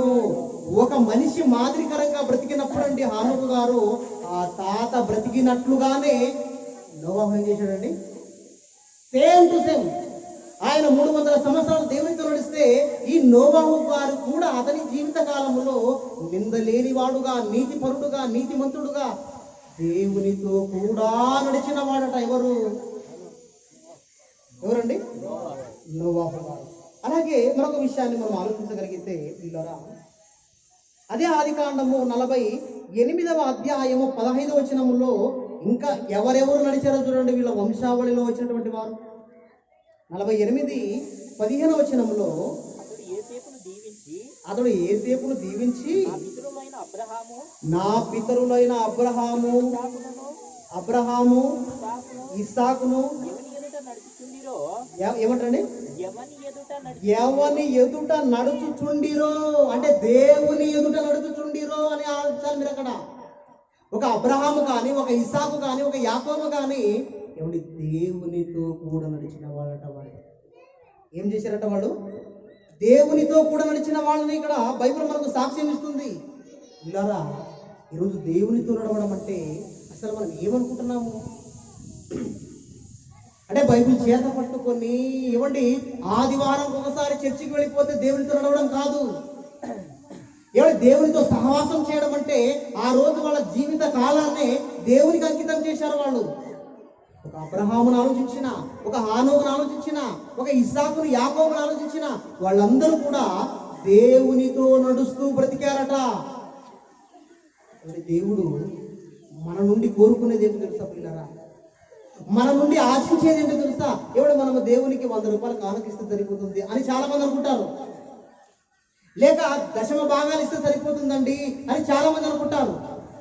లేక ఆదివారంలో ఒక ఉదయం నుంచి సాయంత్రం ఆరాధనలో కూడుకుంటాం కదా, అది ఇంటే చాలా అనుకుంటున్నారు చాలా మంది. ఇలారా ఆయన ఇచ్చేది ఏంటో తెలుసా? నువ్వు నీ బలి కాదు, నీ డబ్బు కాదు అంటున్నాడు ఆయన. ఒక మాట మీకా గారు రాస్తున్నాడు, ఒక 6వ అధ్యాయం మీకా గ్రంథము 6వ వచనం నుంచి. మీకా గ్రంథము 6వ అధ్యాయము 6వ వచనంలో మీకా గారు ఏం మాట్లాడుతున్నాడు ఒకసారి చూడండి. ఏమి తీసుకొని వచ్చి నేను యెహోవాను దర్శించును. ఏమి తీసుకొని వచ్చి మహోన్నతుడైన దేవుని సన్నిధిని నమస్కారము చేతును. దహన బలులన ఏడాది దూడలన అర్పించి దర్శించునా. అంటే ఒక మనిషి దేవునికి ఏమిస్తే ఆయనతో మనం ఉండగలం, ఆయనకి ఇష్టడవ్వగలమని భక్తుడు మాట్లాడుతున్నాడు. ఏమిటి? ఒక గొర్రె పిల్ల అర్పిస్తే దేవుడు సంతోషపడతాడా? ఏడాది దూడను లేక దశమ భాగాలు చేస్తే దేవుడు సంతోషపడతాడా అని అలా మాట్లాడుతూ 8వ వచనం అంటున్నాడు, మనుష్యుడా ఏది ఉత్తమం? దేవుడు సంతోషపడాలి అంటే అసలు నేను ఏం చేయాలి? ఏది ఉత్తమమో అది నీకు తెలియజేయబడి ఉన్నది. న్యాయముగా నడుచుకొనుటయు. ఏం చేయాలంటే మనిషి, అయినా నేను న్యాయస్తులను, నేను న్యాయానికి న్యాయమూర్తిని నేను. ఎందుకంటే నాలో అన్యాయం అనేది ఏది లేదు, నేను న్యాయంగా ఉంటాను కనుక నువ్వు ఎలాగున్నారో తెలుసా? నీ జీవిత కాలంలో కూడా నీవు న్యాయముగా నడుచుకో. తర్వాత అండి, కనికరమును ప్రేమించుటయు. నేను కనికరము గల దేవుడును కనుక నీలో ఏముండాలో తెలుసా? కనికరాన్ని ప్రేమించే తత్వం. అంటే సాటి సహోదరుడు ఆపదల్లో ఉన్నప్పుడు, సాటి సహోదరులు ఇబ్బందులు పాలున్నప్పుడు వాడి మీద నువ్వు జాలి, కనికరము, దీన మనస్సు కలిగి ఉండాలి అంటున్నాడు ఆయన. తర్వాత దీన మనస్సు కలిగి నీ దేవుని ఎదుట అంటే ఒక మనిషి దేవునికి ఇష్టడుగా ఉండాలి అంటే, లేక ఆయనతో నడవాలి అంటే మనలో నీతి, నిజాయితీ, కనికరము, తర్వాత మన హృదయం అంటండి దేవునికి చేరట. ఒక విషయం చెప్పాలి, మన హృదయం ఏం చేయాలట? దేవునికి అర్పిస్తేనే తప్ప మనం దేవునికి ఇష్టడుగా ఉండలేము. మన జీవితాన్ని దేవునితో నడిస్తేనే తప్ప, ఎవడి నువ్వు లేస్తే దేవుడు ఉండాలి, నీకు పడుకుంటే దేవుడు ఉండాలి, నీ ఊహల్లోకి వెళ్ళి చూసినా కూడా దేవుడే ఉండాలట. ఎవడు చాలా మంది మెమరీ అంటే మెదడులో ఆలోచనలు బయటకు కనిపిస్తాయి అనుకోండి బోర్డు మీద, ఎలా ఉంటాయి చెప్పండి? ఒకసారి మీరు ఊహించుకోండి, నా తలకాయలో ఉండే ఆలోచనలు బాగా మనిషి ఎదుటి మనిషికి కనిపించాయి అనుకోండి. ఎదుటి మనిషికి ఒకసారి మీరు ఆలోచించండి, ఎలా ఉంటుంది చెప్పండి? అంటే ఒక మనిషి తన జీవితంలో బ్రతుకుతున్నప్పుడు, వాక్యం పట్టుకున్నప్పుడు వాక్యపు ఆలోచనలు కనబడతాయి. తర్వాత ఎలాంటి ఆలోచనలు కనబడతాయి మన జీవితంలో? ఏమండి, ఈ మనిషిని సాతాను కబళిస్తుంది, దేవునికి దూరం చేస్తుంది. చెడ్డ ఆలోచనలు చేయని వారు ఎవరైనా ఉన్నారు చెప్పండి ఈ కూర్చున్నటువంటి వారిలో? నాకు చెడ్డ ఆలోచనలే రావండి, అలాంటి ఊహలే రావండి, నేను మోహపు చూపు అనేది నేను చూడలేదండి అని చెప్పగలరు ఎవరన్నా? ఒకవేళ అది బయటికి కనిపిస్తేనండి, ఇక్కడ ఉన్నటువంటి వారందరూ కూడా ఎవరట? నేరస్తులు, పాపము చేసిన వారు. బైబిల్ భాష అంటే మన మెదడులో ఉండే ఆలోచనలు బయటికి కనబడలేదు కానీ లోపల ఉన్నాయి కనుక మనం ఏం చేస్తున్నాం? మనుషులు ఎదుట నీతిగా, ఒక నీతిమంతుడుగా బ్రతకడానికి మనం నటిస్తున్నాం అంతే కొద్దిసేపు. చాలా మంది చేసేది కూడా అదే. ఇలారా దేవుడు పై రూపాన్ని ఏం చేయడు? లక్ష్య పెట్టడు. పై రూపాన్ని ఆలోచించాడు దేవుడు. నీ అంతరంగాన్ని చూసినప్పుడు మనిషికి కనబడకపోయినా నీ హృదయంలో ఉండే ఆలోచనలు ఎవరు కనబడతాయట? దేవునికి కనబడతాయి. ఇది మీరు మనసులో ఉంచుకోండి. వీళ్ళరా మరి హానోకును దేవుడు చూసినప్పుడు అలాంటి పతనమైన మానవ సమాజము మధ్య దేవుడు హానోకు ఎలా కనిపించాడట? నీతిమంతుడుగా, ఒక ప్రవక్తగా, ఒక దేవునికి ఇష్టానుసారమైన మనుషుడుగా, ఎవడు దేవునితో నడిచిన వాడుగా కనబడ్డాడంటే మనకి ఆ హానోకు గారికి మధ్య ఎంత వ్యత్యాసం ఉందో ఆలోచించండి. వీళ్ళారా ఇక వెళ్ళిపోతాం. దేవునికి మనం ఎలా ఇష్టడుగా ఉంటామో, ఒక హానోకు గారు దేవునికి ఇష్టడుగా ఉన్నాడంటే మరి మనం ఎలా ఉండాలి? ఆయన దేవునికి ఇష్టడై పరలోకానికి అంటే పరదేశికి ఉండి ఆ పరలోకానికి వెళ్ళడానికి సిద్ధపడి ఉన్నాడంటే మరి మనము దేవునికి ఇష్టలుగా ఎలా ఉండాలో మనం నేర్చుకోవాలి కదా హానోకు ద్వారా. అదే నేర్చుకోవాలి. ప్రథమంగా ఎవరినైనా చూడండి, మీరు దేవునికి ఇష్టడుగా ఉండాలి అంటే హానోకు గారిలో ఉండే గుణలక్షణాలు మనలో ఉండాలి. హానోకు గారిలో ఏమున్నాయి చదువుకున్నాం ఒకసారి. హెబ్రీ పత్రిక 11వ అధ్యాయము 5వ వచనం. విశ్వాసమును బట్టి హానోకు మరణము చూడకుండానట్లు కొనిపోబడెను. ఏముందంట ఈయనలో? ఏమండి, విశ్వాసమును బట్టి హానోకు మరణము రుచి చూడకుండా వెళ్ళిపోయాడు. ఆయన అంటే ఒక మనిషి దేవునికి ఇష్టడుగా బ్రతకాలి అంటే ఆయనలో ఉండవలసిన మొట్టమొదటి గుణలక్షణం ఏంటో తెలుసా? విశ్వాసము. ఇది ప్రతి ఒక్కరూ కూడా నోట్ చేసుకోండి. నిజంగా విశ్వాసం వల్లే దేవునికి ఇష్టమవుతామా? 6వ వచనం చదవండి. అలాగే 6వ వచనం. విశ్వాసము లేకుండా ఒక మనిషట దేవునికి ఇష్టడై ఉండుట అసాధ్యము. అంటే దేవుడు ఆయనకి ఇష్టడుగా ఉండాలి అంటే ఒక క్లూ ఇచ్చాడు మనకు. ఎలా ఇచ్చాడు అంటే, నాయన నీలో విశ్వాసం అనేది ఉంటే నాకు ఇష్టంగా ఉంటావు. నీలో ఆ విశ్వాసం అనేది కనబడితే నాకేమో ఎలా ఉంటావు? నువ్వు నాకు ఇష్టడుగా ఉంటావు, నాకంటే నా ప్రియమైన కుమారుడుగా కుమార్తెగా ఉంటావు. ఏమండి, విశ్వాసం అంటే ఏమిటి? చాలా మంది క్రైస్తవుల గురించి మాట్లాడుతూ క్రైస్తవులు అంటే విశ్వాసులు అండి అంటారు, అంతే కదా? విశ్వాసం అనే పదము ఈ భూప్రపంచంలో ఎక్కువగా వాడేది ఎవరో తెలుసా అండి? క్రైస్తవులు తప్ప మరొకరు ఎక్కువగా వాడలేరు. ఎక్కువగా ఈ విశ్వాసం అనే పదాన్ని ఉచ్చరించే వాళ్ళు ఎవరంటే ఇది ఒక క్రైస్తవులు మాత్రమే. ఏమండి, ఇలాంటి క్రైస్తవులకు దేవుడు చెప్తున్నాడు, ఆయన నాకు విశ్వాసపరులు అంటే నాకు ఇష్టలు అంటున్నాడు. అసలు విశ్వాసం అంటే ఏంటో మేము విశ్వాసులం అని చెప్పుకునే విశ్వాసులకు తెలియదు. అదే విచిత్రం. అంటే నేను విశ్వాసులండి అంటాం. అమ్మ బాప్తిజం తీసుకునే అంటే చేయొద్దానంటే నా ముందర నీ ముందరని చేదుతాం. కానీ మనలో ఏముండదు తెలుసా అండి? విశ్వాసం అనేది ఉండదు. ఇలారా బాగా ఆలోచించండి. నిజంగా ఒక మనిషి దేవునికి ఇష్టడుగా ఉండాలి అంటే విశ్వాసం ఉండాలి అంటున్నాడు. అసలు విశ్వాసం అంటే ఏంటి? అదే మొదటి వచనం, అదే అధ్యాయము 1వ వచనం చెప్తున్నాడు ఆయన. విశ్వాసం అనున్నది నిరీక్షింపబడు వాటి యొక్క నిజ స్వరూపమును అదృశ్యమైనవి ఉన్నవరుటకు రుజువునై ఉన్నది. అంటే అదృశ్యమైనది కనిపించని దేవుడు ఇదిగో ఉన్నాడు అని నమ్మడమే విశ్వాసం.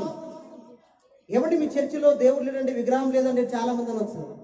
కానీ మనం నమ్ముతున్నది సిలువని కాదు, ఆ చర్చిని కాదు. ఏం నమ్ముతున్నాం చెప్పండి? ముల్లోకాల చక్రవర్తి అయిన ఆ ఆత్మ అయిన దేవుని నమ్ముతున్నాం మనము.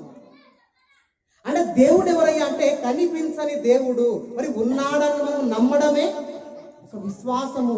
మనము చనిపోతే తిరిగి మృత్యుంజయులుగా క్రీస్తు రాకడలో లేస్తామనేదే ఒక విశ్వాసము. మనం చనిపోతే కనిపించని ఆ పాతాళ లోకములో పరదేశికైనా పాతాళానికైనా మన బ్రతుకును బట్టి వెళదామనేదే విశ్వాసం, నమ్మడమే.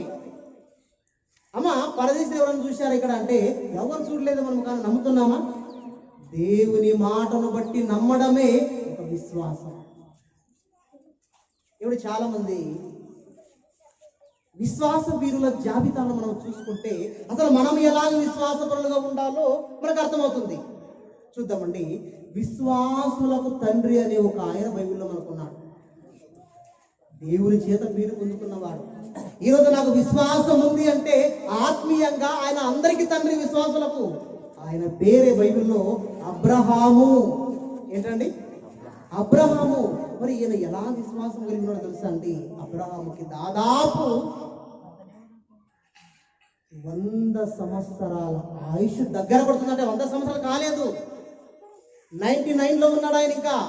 ఇంకా 100 సంవత్సరాలు రాకముందే దేవాది దేవుడు, కన్న తండ్రి అయిన దేవుడు అబ్రహాము దగ్గరికి కొంతమందిని పంపించాడు. నాయన అబ్రహాం దగ్గరికి వెళ్ళి ఒక విషయాన్ని తెలియజేయన్నాడు. ఏమది? వచ్చే సంవత్సరం కల్లా నువ్వు నీ భార్యను ఏమవుతారో తెలుసా? గర్భవతి అయి కుమారుని కంటారు. అంటే అంతవరకు, అంటే 100 సంవత్సరాలు, దరిదాపు 100 సంవత్సరాలకు వచ్చిన అబ్రహాంకి ఎవరు లేరు? పిల్లలు లేరు.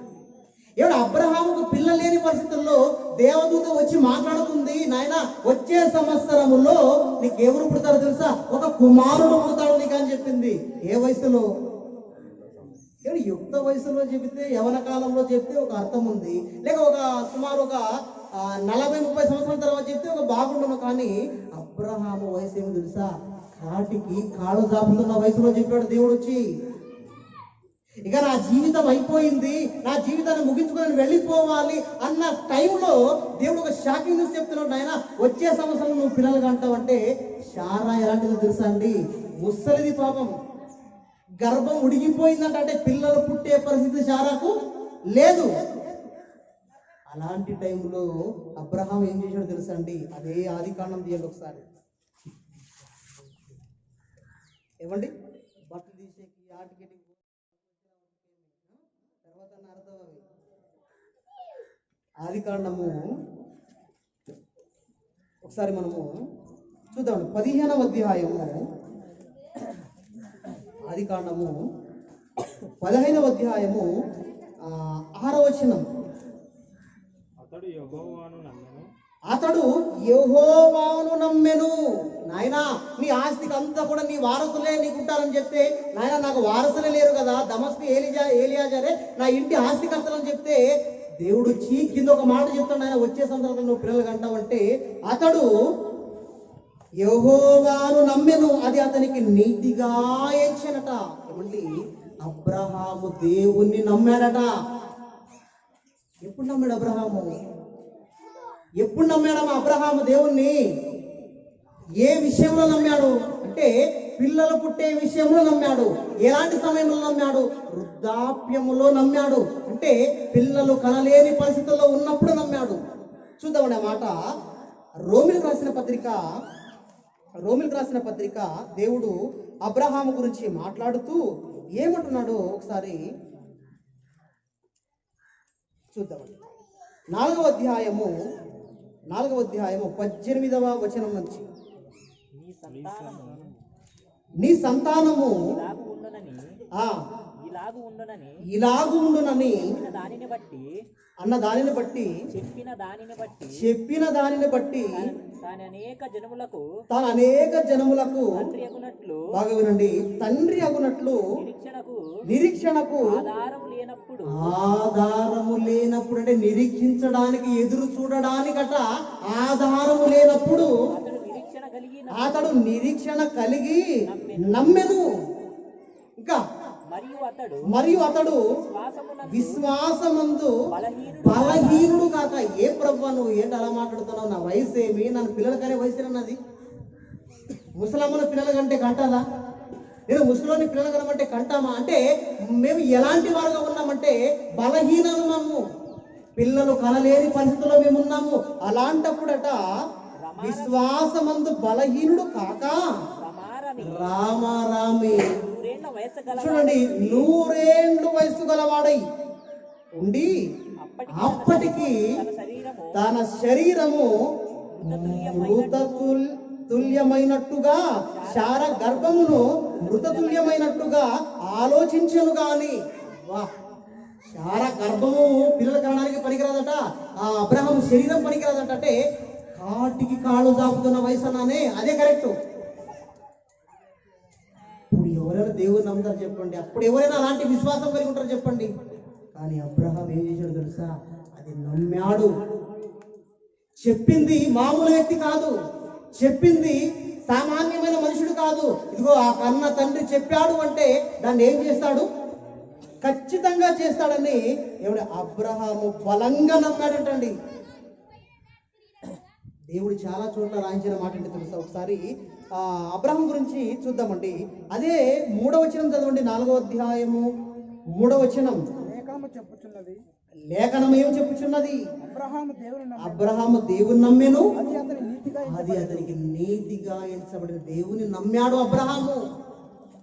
ఎంత మంచి మాట అండి అబ్రహాం. నిజంగా అలాంటి వయసులో అలాంటి టైంలో దేవుని నమ్మడం అంటే ఆషామాష కాదు. మరొక చోట గలతీ పత్రిక ఏమండి 3వ అధ్యాయం 6వ వచనం. గలతీ పత్రిక 3వ అధ్యాయము 6వ వచనం. అబ్రహాము దేవుని నమ్మెను, అది అతనికి నీతిగా ఎంచబడెను. యాకోబు రాసిన పత్రిక 2వ అధ్యాయము 23వ వచనం. ఇక్కడ మరొక మాట అంటున్నాడు, నీతిమంతుడే కాదు, నమ్మడమే కాదు, ఆయన దేవునికి స్నేహితుడైన పేరు ఉంటున్నాడు ఆయనకు. 2వ అధ్యాయము 23వ వచనం. కాబట్టి అబ్రహాము దేవుని నమ్మెను, అది అతనికి నీతిగా ఎంచబడెను. తర్వాత అను లేఖనము నెరవేర్చబడెను మరియు దేవుని స్నేహితుడని అతనికి పేరు ఉంది.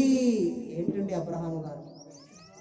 నిజంగా ఈరోజు మనం విశ్వాసులమా అంటే ఏమండి ఇలాంటి విశ్వాసులము కాదని చెప్పొచ్చు. 66 పుస్తకాలు దేవుడు మన ముందుంచిన, ఎందరో భక్తుల జీవితాలు మన కళ్ళ ముందుంచిన నాయన ఒక హానోకు వలె మీరు విశ్వాసులుగా ఉండాలంటే ఎవడు మన క్రైస్తవ జీవితంలో, మన భక్తి జీవితంలో విశ్వాసం ఏది చెప్పండి? ఏమండి ఉదాహరణకు చెప్తున్నాను. ఆపరేషన్ చేసుకొని వచ్చారు అనుకోండి, పిల్లలు పుట్టారు. పిల్లలు పుట్టిన తర్వాత సాధారణంగా మనం ఏం చేస్తాం? స్త్రీకి పిల్లలు కనకుండా ఆపరేషన్ చేసుకుని వస్తాం. తర్వాత మరొకరు వచ్చి లేదయ్యా మీరు మరలా పిల్లలు కంటారంటే ఎవరు నమ్ముతాం చెప్పండి? నమ్ముతామా? ఏం చేస్తాము? బుద్ధి లేకుండా మొన్నే పోయి ఆపరేషన్ చేసుకొచ్చాం పిల్లలు చాలని ఇంకేళ్ళ నుంచి పుడతారు పిల్లలు అంటాం మనం, అంతే కదా? ఇది మనకుండే విశ్వాసం, మనకుండే ఆలోచన. కానీ అబ్రహాము గారిని దేవుడు వచ్చి అడిగితే ఏమన్నాడు తెలుసా అండి? అలాంటి పరిస్థితుల్లో దేవుని మాటకు విధేయత చూపి ఆయన నమ్ముతాడు ఖచ్చితంగా. కానీ మనము అల్ప విశ్వాసాలను కనుక మనం నమ్మము ప్రతి దాన్ని కూడా. ఎవడు పరలోకం ఇస్తాడు, అయితే జీవం ఇస్తాడు, సమస్తము విడిచిపెట్టినాను వెంబడించమంటే ఎవరైనా వెంబడిస్తామని చెప్పినాడు? దేవుణ్ణి ఎవరైనా వెంబడించేవాడు ఉన్నారా? లేదు. కానీ అబ్రహాము దేవుని నమ్మెను, అది అతనికి నీతిగా ఎంచబడెను. ఏమండి అబ్రహాము దేవుణ్ణి విశ్వసించుటలో, నమ్మడంలో ఎలా నమ్మాడో తెలుసా అండి? దేవుడు చెప్పినట్లుగానే సంవత్సరానికి ఒక కుమారుని ఇచ్చాడు. ఎవరైనా ఎవరిని ఇచ్చాడు? గట్టి చెప్పండి. ఇస్సాకుని ఇచ్చాడు. ఈ ఇస్సాకు పిల్లలు పుట్టలేని దశలో అబ్రహాముకు పుట్టినటువంటి ఏకైక కుమారుడే ఇస్సాకు. అంటే ఇస్సాకు తప్ప మరొక సంతానం అబ్రహాముకి లేదు. ఇది మీకు అర్థమైపోతే దేవుడండి బాగా అబ్రహాము ప్రేమంతా కూడా ఇస్సాకు మీద మళ్ళీపోయింది. అబ్రహాము ఆలోచనలంతా కూడా ఆ కుమారుణ్ణి చూస్తూ సంతోషపడుతున్నాడు తన జీవితంలో. అలాంటి టైంలో వచ్చాడు దేవుడు, నాయన ఆ ఇస్సాకున్నాడే, నీవు ప్రేమించే ఇస్సాకును అంటాడు. ఆదికాండం 22వ అధ్యాయం 1వ వచనంలో చదువుకుంటే దేవుడు అబ్రహామును పరిశోధిస్తూ నీవు ప్రేమించు ఇస్సాకును అంటాడు. అంటే అబ్రహాము ప్రేమ ఎవరి మీద మళ్ళింది? ఇస్సాకు మీద మళ్ళింది. ఇది ఎందుకు చెప్తానంటే ఏమంటే ఇలాంటి సమయంలో దేవుడు వచ్చి అడుగుతున్నాడు ఏమంటే, నాయన నీ కుమారుణ్ణి నేను చెప్పిన చోటుకు వెళ్ళిపోయి పలానా కొండ మీద వెళ్ళిపోయి నువ్వేం చేయాలి? నాకు బలి చేయాలి అంటున్నాడు. అంటే నీ గర్భాన్న పుట్టిన కుమారుడు, ఏకైక కుమారుడు, నువ్వేం చేయాలంటే ఇదిగో నా కోసం ఆ కుమారుడు నాకు బలి ఇచ్చేయాలి, అంటే అర్పణ చేయాలి, నాకు సమర్పించాలి. అంటే నీ చేతులతో నీ కుమారుని చంపి నా కొరకు దహన బలి చేయాలి అన్నప్పుడు ఏమండి అబ్రహాం ఏం చేశాడో తెలుసా అండి? ప్రభువా మన విశ్వాసం మీద ఎలా ఉంటుంది చెప్పండి? చెప్పినోడు నీవే, ఇచ్చినోడు నీవే, తీసుకునేవాడు నీవే అని దేవుని నిందించే విశ్వాసం ఉంది. కానీ అబ్రహాం గారు ఎలాంటి విధేయుడంటే నిజంగా చెప్పినట్లుగానే తీసుకెళ్ళిపోయాడు. ఒక ప్రశ్న అడుగుతాను ఇక్కడ, చెప్పినట్లుగానే తీసుకువెళ్ళి అక్కడ వెళ్ళి బలిపీఠం మీద ఇస్సాకును పండబెట్టి అబ్రహాము ఇస్సాకును చంపబోతున్నప్పుడు అంటే ఆత్మీయంగా ఆయన ఆలోచన ప్రకారం బలి చేశాడు ఇస్సాకుని. కానీ అబ్రహాము విశ్వాసము ఇక్కడ చనిపోయిన తర్వాత, ఇస్సాకు చనిపోయిన తర్వాత బాగా ఆలోచించిన క్వశ్చన్ వేస్తున్నాను ఇక్కడ. అబ్రహాము దేవుని ఎలా నమ్మాడంటే, అబ్రహాము ఇస్సాకు చనిపోయిన తర్వాత ఇస్సాకును దేవుడు మరలా ఇస్తాడని నమ్మాడా, లేక ఇస్సాకు బదులుగా మరొక కుమారుని ఇస్తాడని నమ్మాడా? ఏమండి? ఏమా నిద్ర వస్తే పోయినంత మగం మీద నీడేసుకొని దాన్ని కూర్చోనండి, అంతే కదా? వాక్యము శ్రద్ధగా వినండి. అబ్రహాం అంటే ఇస్సాకును బలిచిన తర్వాత ఆయన విశ్వాసం ఏంటి? ఆ బలి అయిపోయిన కట్టెల మీద కాలిపోయిన ఆ ఇస్సాకునే బ్రతికిస్తాడని నమ్మాడా, లేక ఇస్సాకు స్థానంలో మరొక కుమారుణ్ణి ఇస్తాడని నమ్మాడా? నిజంగా అండి, అప్పటికి మృతులు ఎవ్వరు కూడా సమాధి చనిపోయిన వాడు తిరిగి లేచిన చరిత్ర లేదు అబ్రహాం కొరకు. చనిపోయిన వాడు 200, 300, 1000 సంవత్సరాలైనా కూడా మట్టిలోనే ఉండిపోవాలి. కానీ కాల్చబడిన వాడు, మట్టిలో పూతి పెట్టిన వాడు తిరిగి లేచినట్లుగా అబ్రహాం ఏ రోజు చూడలేదు. కరెక్టేనా? అలాంటప్పుడు అబ్రహాము విశ్వాసం ఏంటో చెప్తున్నటువంటి 11వ అధ్యాయము, అదే ఎబ్రీ పత్రిక 11వ అధ్యాయం, ఆయన మనస్సులోని మాట గ్రంథకర్త చెప్తున్నాడు ఇక్కడ 17వ వచనం చివరిలో. అబ్రహాము శోధింపబడి విశ్వాసమును బట్టి ఇస్సాకును బలి అర్పించెను. ఎవడు ఆ వాగ్దానములను సంతోషముగా అంగీకరించెను, ఇస్సాకు వలనైనదే నీ సంతానమనబడును అని ఎవనితో చెప్పబడెను. ఇక్కడ బాగా ఆలోచించాలి. ఆ అబ్రహామట మృతులను సహితము లేపుటకు దేవుడు శక్తిమంతుడు. అంటే చనిపోయిన నా ఇస్సాకును, ఆ కట్టెల మీద కాల్ చేసిన నా ఇస్సాకును దేవుడు ఏం చేస్తాడు తెలుసా? తిరిగి లేపి నా చేతిలో పెడతాడు. ఎందుకంటే ఇస్సాకు వలనైనదే నీ సంతానం అని దేవుడు చెప్పాడు కనుక ఇస్సాకు చనిపోయిన ఇస్సాకునే మరలా బ్రతికించి నా కొరకు నిలబెడతాడు అని. అదేంటి విశ్వాసం అంటే.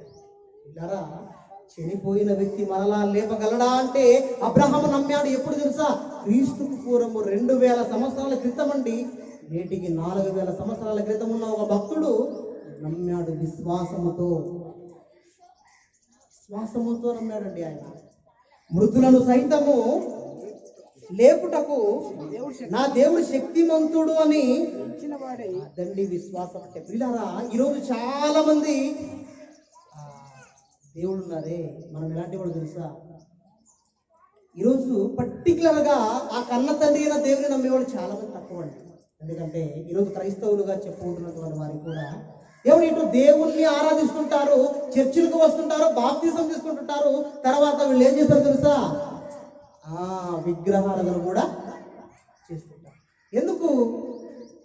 ఎందుకు చేయాలి విగ్రహారాధన అంటే, అటువైపు అదే అక్కడ చేయకపోతే ఆ దేవుడు మనల్ని ఏం చేస్తాడు అన్న ఒక భయం. అంటే ఒక క్రైస్తవుడు అయిన తర్వాత దేవాది దేవుడు నేను తప్ప వేరొక దేవుణ్ణి మీరు నమస్కరించకూడదు, పూజించకూడదు అని చెప్పిన దేవుని మాట ఈరోజు ఎవరైనా పాటిస్తారో చెప్పండి? నేను తప్ప వేరొక దేవుడు లేడు అన్న దేవుడు చెప్పిన మాట నువ్వు నమ్ముతుంటే, నిజంగా నీలో విశ్వాసం ఉంటే నువ్వేం చేస్తావు? దాన్ని నీ జీవితంలో పాటిస్తావు. ఖచ్చితంగా పాటించలేదా నరికేస్తాడు రాజంతే. నరికేస్తాడంటే ఆయన మాట వినకపోతే. అలాంటి సమయంలో నిజంగా నెబుకద్నెజరు కాలములో ఇలాంటి సంఘటన 3 విశ్వాసులకు ఎదురైంది. మీరు మొక్కుతారా, మీరు నరికేయాలన్నప్పుడు ఏం చేయాలి చెప్పండి? మొక్కగా తప్పదు కదా. మనలాంటి వాళ్ళు అయితే పడి మొక్కమంటే మొక్కుతాం. ఎన్ని బార్లు అంగతలు ఏమంటే ఆ అంగతలు వేస్తాం వాళ్ళ కోసం. ఎందుకంటే ప్రాణం రక్షించుకోవడం కోసం మనం ఏం చేస్తాం చెప్పండి? దేవుడు అన్నాడు, తన ప్రాణమును పోగొట్టుకున్నవాడు దాన్ని దక్కించుకుంటాడు. ఎవరి వాళ్ళు ఏమన్నాడు తెలుసా? రాజా, ఇదిగో నువ్వు పెట్టిన విగ్రహం ఉందే, బంగారు విగ్రహము, దానికి మేము మ్రొక్కము. వాళ్ళు చంపేస్తావా? అగ్నిగుండంలో వేసేస్తావా? ఇదిగో మా దేవుడు మమ్మల్ని రక్షించకపోయినా మేము చావడానికైనా సిద్ధం, కానీ నీవు పెట్టిన విగ్రహానికి మేము చేతులెత్తి మృక్కము అన్నాడండి. శద్రక మేషక అబేద్నెగో. అంటే ఒక రాజానికి భయపడక, ఒక ఊరి వారికి భయపడక, ఆ రోజున దేశంలో ఉన్న వారికి భయపడక నువ్వు పెట్టిన విగ్రహాన్ని నమస్కారం చేయము. చంపేస్తావా? అగ్నిగుండంలో వేసేస్తావా? సింహాల పూరలో వేసేస్తావా? అయినా పర్వాలేదు, మా విశ్వాసాన్ని, మా నమ్మకాన్ని మేమేం చేయలేము చెప్పండి? వదులుకోలేము. మా ప్రాణాన్ని సైతం పెడతాం, కానీ మా విశ్వాసాన్ని కోరుకోరు. ఎందుకు చెప్పారంటే ఈ రోజు కాలంలో పిల్లరా అనేక మంది అలాంటి వారు బయలుదేరారు.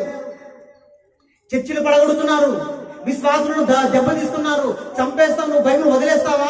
లేదంటున్నారు. నువ్వు రాముడు దేవుడు అంటావా? లేదంటున్నారు. అలాంటి వారి మధ్య బ్రతుకుతున్నప్పుడు ఒకవేళ మన జీవితంలో ప్రత్యక్షమైతే, మనకే ఆ పరీక్ష ఎదురైతే, మనం నిజంగా శద్రక్ మేషక అబేద్నెగో వలె ప్రాణానికి తెగించి నా దేవుడే దేవుడని, ఆయనకు తప్ప మీ దేవుళ్ళకు కానీ మీ వాళ్ళ పేర్లు కానీ నెత్తానని నిజంగా సవాలు చేసి మాట్లాడగలవా?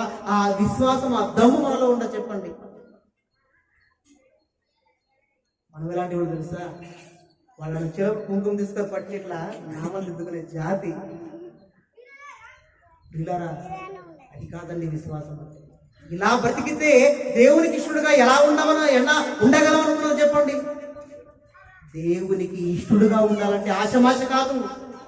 ఒక్కసారి హానోకును చూడండి, హానోకు సమయంలో ఉన్న సమాజాన్ని చూడండి. అలాంటి సమాజంలో ఒక ప్రత్యేకమైన వ్యక్తిగా, దేవునికి ఇష్టమైన వాడుగా, దేవునితో నడిచిన వాడుగా, విశ్వాసం కలిగి జీవించాడంటే, అలాంటి హానోకు వలె విశ్వాసం నీకుందా అని బైబిల్ హానోకు చరిత్ర ద్వారా దేవుడు ప్రశ్నిస్తున్నాడు. ప్రేమ దేవుని పిల్లారా, నిజంగా ఉందా?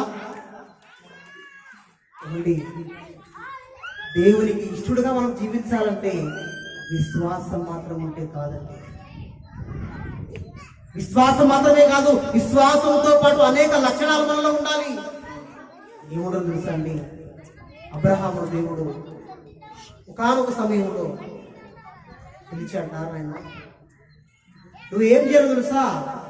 నేను చూపించే దేశానికి నువ్వు వెళ్ళిపోవాలి. ఆదికాండము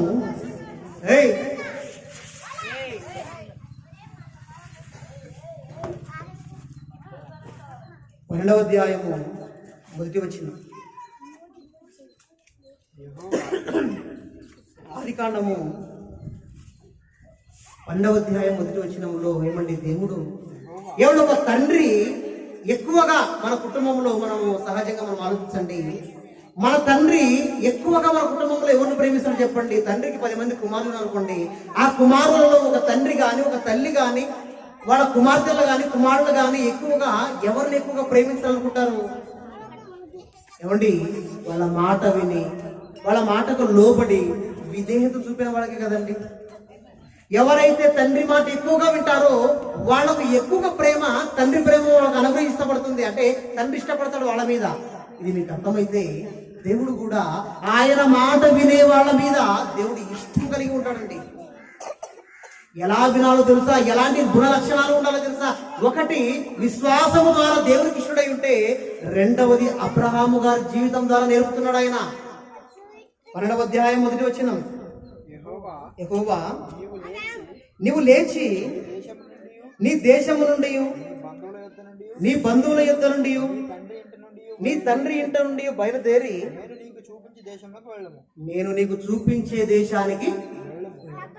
అంటే ఇక్కడ మనకి ఏమర్థమైపోయింది చెప్పండి? అబ్రహాముతో దేవుడు ప్రత్యక్షమైన ఆయన, ఇదిగో నేను ఒక దేశాన్ని చూపిస్తున్నాను, పలానా దేశానికి నువ్వు వెళ్ళిపో, కానీ నీ తండ్రి ఇంట నుండి, నీ బంధువుల నుండి అందరినీ వదిలేసి నువ్వు ఏం చేయాలి తెలుసా? నేను చూపించే దేశానికి నువ్వు వెళ్ళిపోవాలి. ఒక్కొక్క పాయింట్ మీరు మెదడులో పెట్టుకోండి. దేవునికి ఇష్టడై ఉండాక ఎలా ఉండగలమంటే, ఒకటి విశ్వాసంతో దేవునికి ఇష్టడుగా ఉండగలము. ఇప్పుడు రెండవది మనం ఆలోచిస్తున్నాము, దేవుడు అబ్రహాముతో మాట్లాడినప్పుడు ఏమండి, ఎవరినైనా మన ఊరికి వచ్చామనుకోండి, మనమే ఒక ప్రాంతానికి మనం బ్రతకడానికి వెళ్ళాలనుకున్నాం అనుకోండి, సపోజ్ బెంగళూరు కానీ, హైదరాబాద్ కానీ, బెంగళూరు లేకుండా ముంబై కానీ, ఇలా ఎక్కడికైనా వలసగా వెళ్ళాలనుకున్నప్పుడు అండి మనం ఏం ఆలోచిస్తాం చెప్పి? డైరెక్ట్గా వెళ్ళిపోతాం. ఎవరైనా పిలిస్తే ఏం చేస్తాము? ఎంక్వైరీ చేస్తాం. ఏమని? అక్కడ ఉండడానికి బాగుందా, అక్కడ పని ఉందా, అక్కడ జోపిడీలు ఉన్నాయా, రూములు ఉన్నాయా, ఎలాంటి పని ఉంది, మనం ఉండడానికి బాత్రూమ్లు ఉన్నాయా, నీళ్లు ఉన్నాయా, ఎన్ని అడుగుతాం చెప్పండి మనం. ఇక అంటే అన్ని అనుకూలిస్తే మనం చూసిన ప్రాంతం, మన ప్రక్క ప్రాంతం వెళ్ళడానికి మనం చాలా ఎంక్వైరీ చేసి మరి వెళ్ళిపోతాం. కానీ అబ్రహాం గారిని దేవుడు అన్నాడు, నాయన నీ ఇంట్లో నుంచి వచ్చి అన్నాడు. అబ్రహాము గారు ఎక్కడున్నాడో తెలుసా అండి?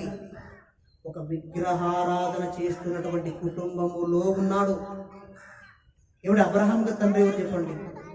తెరాహు.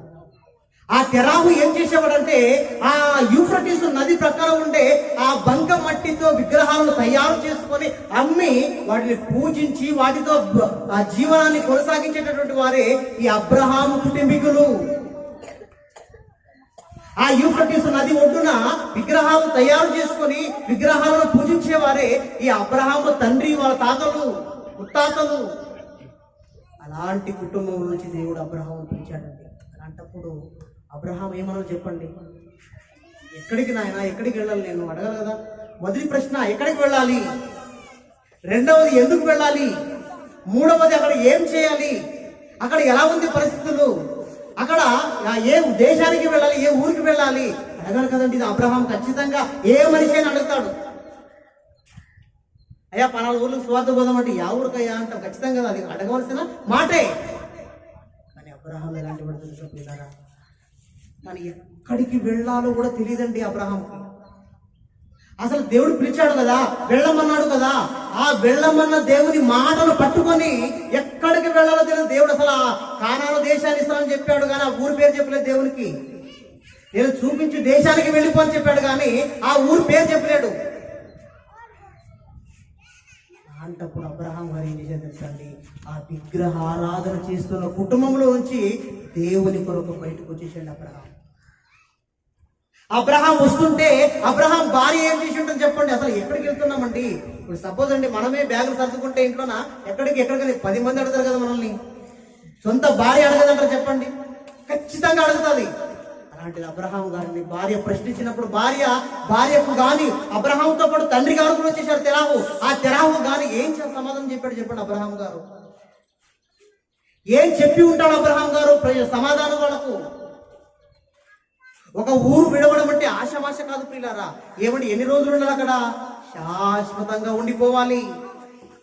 అబ్రహాము గారి జీవితంలో ఎవడు వెళ్ళిన అబ్రహాము గారు సుమారు 75వ ఏట ఆ మెసొపొతేమియా భూభాగాన్ని విడిచిన అబ్రహాము సత్యంత వరకు రాలేదండి. అసలు చనిపోయాడు అక్కడే కానాను భూభాగంలోనే, తిరిగి వెళ్ళలేదు అబ్రహాము. అలాంటి ప్రయాణానికి దేవుడు పంపుతున్నాడు అబ్రహాముని.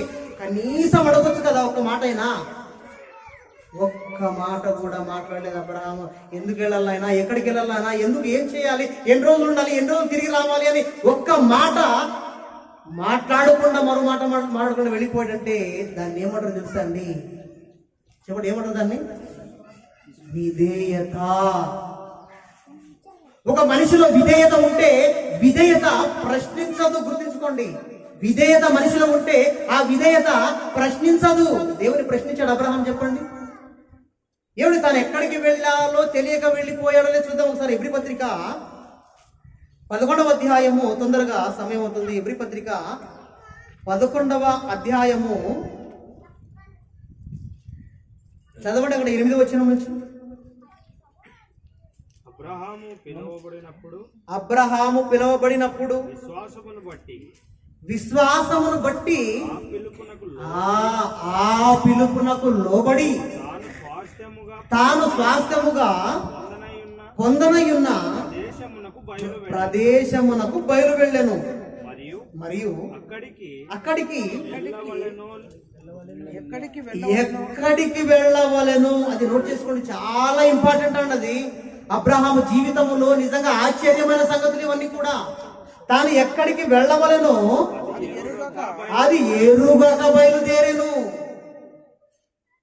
ఎక్కడికి వెళ్ళాలో కూడా తెలియదండి అబ్రహాం. ఏమనుకున్నాడు తెలుసా? శారా అడిగినా, తెరాహు అడిగినా ఏమన్నాడో తెలుసా అబ్రహాము?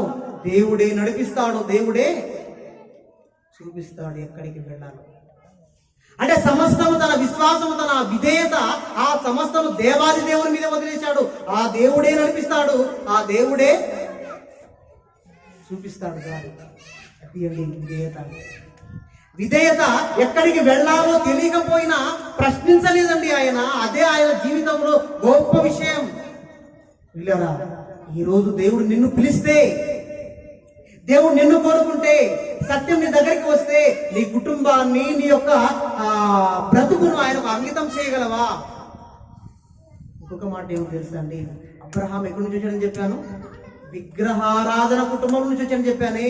అలాంటి విగ్రహారాధన కుటుంబంలో ఉన్న మనల్ని దేవుడు ఈ రోజు వాక్యం ద్వారా పిలిస్తే మన కుటుంబాలను కానీ, మన ఇంటిని కానీ, మన బంధువులను కానీ, మన ఊరిని కానీ వదిలి దేవుని కొరకు అంకితం అయ్యే అలాంటి విధేయత కానీ, విశ్వాసం కానీ మనం నిజంగా పొందుకోగలం చెప్పండి పిల్లరా. ఈరోజు చాలా మంది దేవుని నమ్ముకోవాలంటే ఇబ్బందులు. ఎందుకంటే తల్లిదండ్రుల ద్వారా ఇబ్బంది. ఈ దేవాది దేవుని యొక్క వాక్యాన్ని కానీ, ఆయన యొక్క క్రైస్తవ జీవితాన్ని కానీ ఒక మతానికి ఆవరించారు.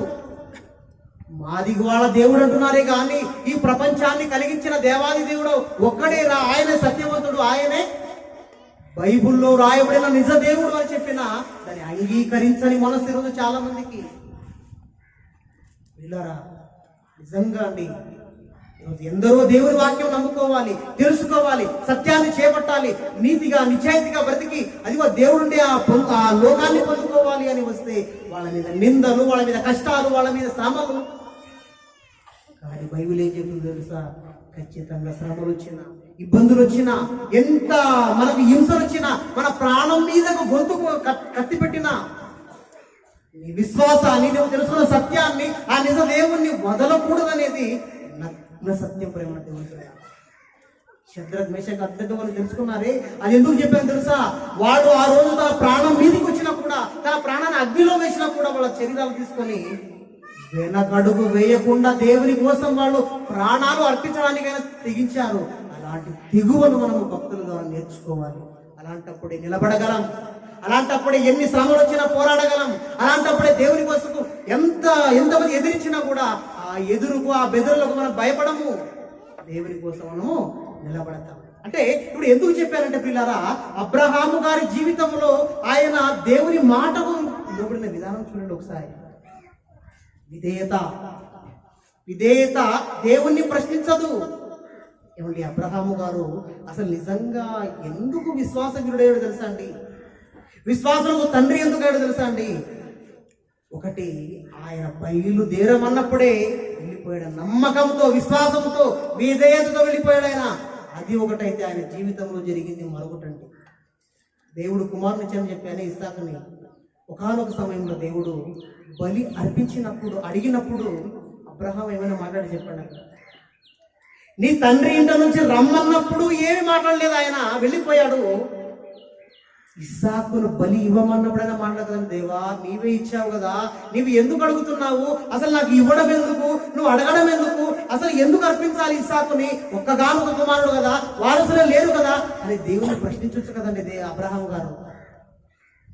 ఒక్క మాట కూడా మాట్లాడకుండా, కనీసం తన భార్యతో కూడా ఆ విషయాన్ని తెలియజేయకుండా పనివాణ్ణి తీసుకొని, గాడిదని తీసుకొని, కత్తిని తీసుకొని, అగ్ని తీసుకొని కట్టెలు ఇస్సాకు మీద మోపి వెళ్ళిపోయాడండి. సుమారు మిరియా కొండ దేశానికి వెళ్ళిపోయాడు. ఆ కొండ మీద అర్పించడానికి సిద్ధపడ్డాడు.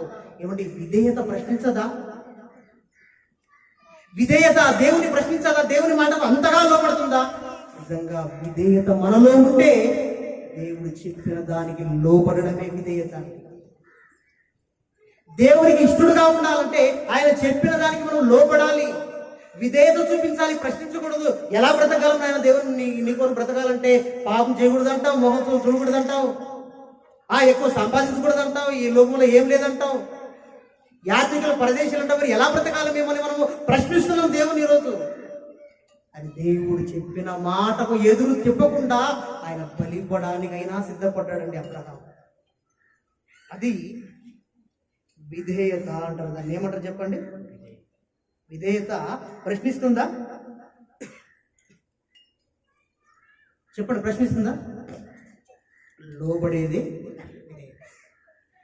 ఏమన్నా అబ్రహాం గారిలాగే దేవుడు మరొక ఆయన పిలిచాడు. నాయన, నా సేవకురానైనా, సుమారు 430 సంవత్సరాలు బానిసత్వంలో ఉన్న ఒక జనాంగాన్ని నువ్వు విడిపించాలి, నువ్వు వాళ్ళ బయటికి తీసుకురావాలి. 40 సంవత్సరాలు నువ్వు బయటికి తీసుకోవడంలో ప్రయాణం చేయాలి వాళ్ళతో పాటు అని ఒక ఆయన దేవుడు కోరుకున్నాడు. నిజంగా ఆయనకు అబ్రహాము గారికి ఉండే తేడాను మీరు గమనించండి. ఒకసారి చూద్దాం బైబిల్లో నిర్గమకాండం 3వ అధ్యాయం.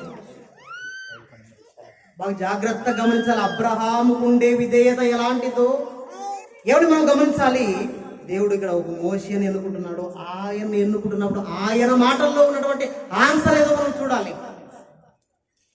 3వ అధ్యాయము ఏమండి 9వ వచనం చదవండి ఒకసారి. ఇశ్రాయేలీయుల మొరలు నిజముగా మీరు మొదటి చదువుకోండి. దేవుడు ఏమండి మోషే గారికి సుమారు 40 సంవత్సరాలు, ఆ 40 సంవత్సరాల కాలంలో ఆయన ఐగుప్తు నుంచి మిద్యాను దేశానికి పారిపోయాడు. అక్కడ ఉన్నాడు వాళ్ళ మామతో. అతను వాళ్ళ వివాహం చేసుకొని వాళ్ళ మామ యొక్క మందరం చెబుతున్నాడు ఆయన. అలాంటి సమయంలో దేవుని ప్రత్యక్షత జరిగి అంటున్నాడు ఆయన, ఇశ్రాయేలుల మొర నిజముగా చేరినది. అంటే చాలా బానిసత్వంలో ఉన్నారు ఇశ్రాయేలు. దేవా కాపాడవా, దేవా రక్షించవా అని మొరపెడుతున్నారు ఇశ్రాయేలు. అలాంటి సమయంలో దేవుడు వచ్చాడు. కాగా ఐగుప్తీయులు వారిని పెట్టుచున్న హింస చూచితిని కాగా రమ్ము. ఎవరిని పిలుస్తున్నాడు దేవుడు? అబ్రహాము గారిని తన ఇంట నుంచి రమ్మన్నాడే ఆ దేవుడే ఒకానొక సందర్భంలో మోషే గారిని పిలుస్తున్నాడు. నాయనా ఆ గొర్రెల వదిలిపెట్టి మీ మామ ఇంటి నుంచి నీవు వచ్చి ఇక్కడికి తెలుసా ఆ ఐగుప్తు దేశానికి వచ్చి వాళ్ళు విడిపించడానికి రమ్ము అంటే, రమ్ము నిన్ను ఫరో ఎదుటకు పంపేదను ఇశ్రాయేలులైన నా ప్రజలు నీవు ఐగుప్తులను తోడుకొని పోవలేను అంటే ఆయన అంటున్నాడు. ఈ 11వ వచనములో ఐగుప్తులో నుండి తోడుకొని పోవటకు ఎంతటి వాడను ఆయన అంటున్నాడు. ఆయన అంటే దేవుడా అంతమందిని 6 లక్షల మందిని నేను నడిపించాలంటే నానెంతటోడు అంటున్నాడు ఆయన. ఎవరు? మోషే గారు. అంటే దేవుడు చెప్పిన మాటకు సమ్మతించి లోబడలేదు ఆయన. ప్రారంభం గురించి చెప్తున్నాను. ఇక మోషే క్యారెక్టర్ గురించి చెప్తే ఆయన దేవుడు ఇల్లంతటిలో నమ్మకమైన వాడు. దాన్ని కాదు ఇక్కడ బేస్ చేసుకోవాల్సింది. అబ్రహాముకుండే విధేయత ఏమిటి? ఆయన రమ్మన్నప్పుడు ఆయన చూపిన విధేయత ఎలాంటిది? మోషే గారిని పిలిచినప్పుడు ఆయన అంటున్నాడు, నేను నాతో చేత కాదు ఆయన అంటున్నాడు. మోషే నేను ఎలాంటి వాడిని తెలుసా, నేను ఉన్నవాడిని నన్ను నమ్మగలవా అంటే, నమ్ముతానులే దేవా వాళ్ళు నమ్మరు కదా అన్నప్పుడు, ఇదిగో నువ్వు నీ చేతిలో ఉంది కదా కర్ర, ఎందుకు పడే అన్నాడు. ఎందుకు పడేశాడు? పెద్ద పామైంది. ఒక కర్ర పామైంది. అదే కర్రను పాము వెళ్ళి పట్టుకో అంటే కర్ర అయింది. అప్పుడు ఇప్పుడైనా నమ్ముతావా అన్నాడు. వాళ్ళు చాలా మూర్ఖులు అన్నాడు. సరే నీ చెయ్యి ఉంది కదా, నీ చెయ్యి తీసుకొని రొమ్ము మీద పెట్టుకో అన్నాడు. అప్పుడు చెయ్యంతా కూడా పుష్టి అయిపోయింది, తెల్లగా పుష్టి వచ్చేసింది. తర్వాత మరలా చేయి పెట్టుకోమన్నాడు, మరలా బాగైపోయింది. ఇప్పుడైనా నమ్ముతావు మోషే, వెళతావు అంటే అప్పటికీ ఒప్పుకోలేదండి. సరే మోషే, ఆ నైలు నది నీరుంది, ఆ నీళ్లలో నువ్వు ఏం నీళ్ళు తీసుకొని పైకి పారబోయి, నీళ్లు పైకి పారబోయి భూమి మీద, అదేమవుతుంది తెలుసా? రక్తం అవుతుంది. అది నేను నీళ్లను రక్తం చేస్తాను, అప్పుడైనా నమ్ముతావా అంటే అప్పటికి ఏమంటుంది తెలుసా అండి? దేవా నా నాలుక మాంద్యము, నేను సరిగా మాట్లాడలేను ప్రభువా అని ఎంతటి మాటలు మాట్లాడుతున్నాడు. ఒకసారి 4వ అధ్యాయము 10వ వచనం. అప్పుడు మోషే ప్రభువా ఇంతకు మునుపైనను నీవు నీ దాసునితో మాట్లాడినప్పటి నుండి అయినను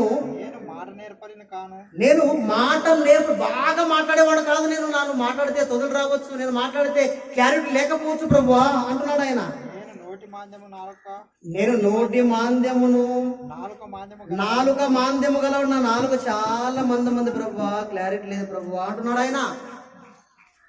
అంటే సాకులు చెప్తున్నాడు. అంటే విధేయతగా ఆయన మొదట దేవునికి విధేయత చూపలేకపోయాడు మోషే గారు. దేవుడు కోపపడ్డాడండి 13వ వచనంలో. అందుకు అయ్యో ప్రభువా నీవు తలంచిన వారిని పంపమనగా ఆయన మోషే మీద కోపపడి, అంటే మోషే దేవునికి ఏం చేశాడు చెప్పండి? కోపము తెప్పించాడు. మోషే ఇక్కడే కాదు మరొక చోట కూడా కోపం తెప్పించాడు. ఏం చెప్పండి? మరొక చోట ఎక్కడ కోపం తెప్పించాడు మోషే? నాయన ఆ బండ దగ్గరకు వెళ్ళి 2 సార్లు మాట్లాడడం నాయన, నీళ్ళు వస్తాయని చెప్పాడు దేవుడు. బండతో మాట్లాడితే నీళ్ళు వస్తాయి. చాలా అద్భుత క్రియలు, చాలా మహత్కార్యాలు చేశాడు పాత నిబంధన కాలంలో మోషే ద్వారా దేవుడు. ఇప్పుడు ఎవరైనా మాట్లాడితే బండ నుంచి నీళ్ళు వస్తాయి చెప్పండి? బోరు నుంచి నీళ్ళు దమ్మన్నా దావు, కరెక్టే కదా?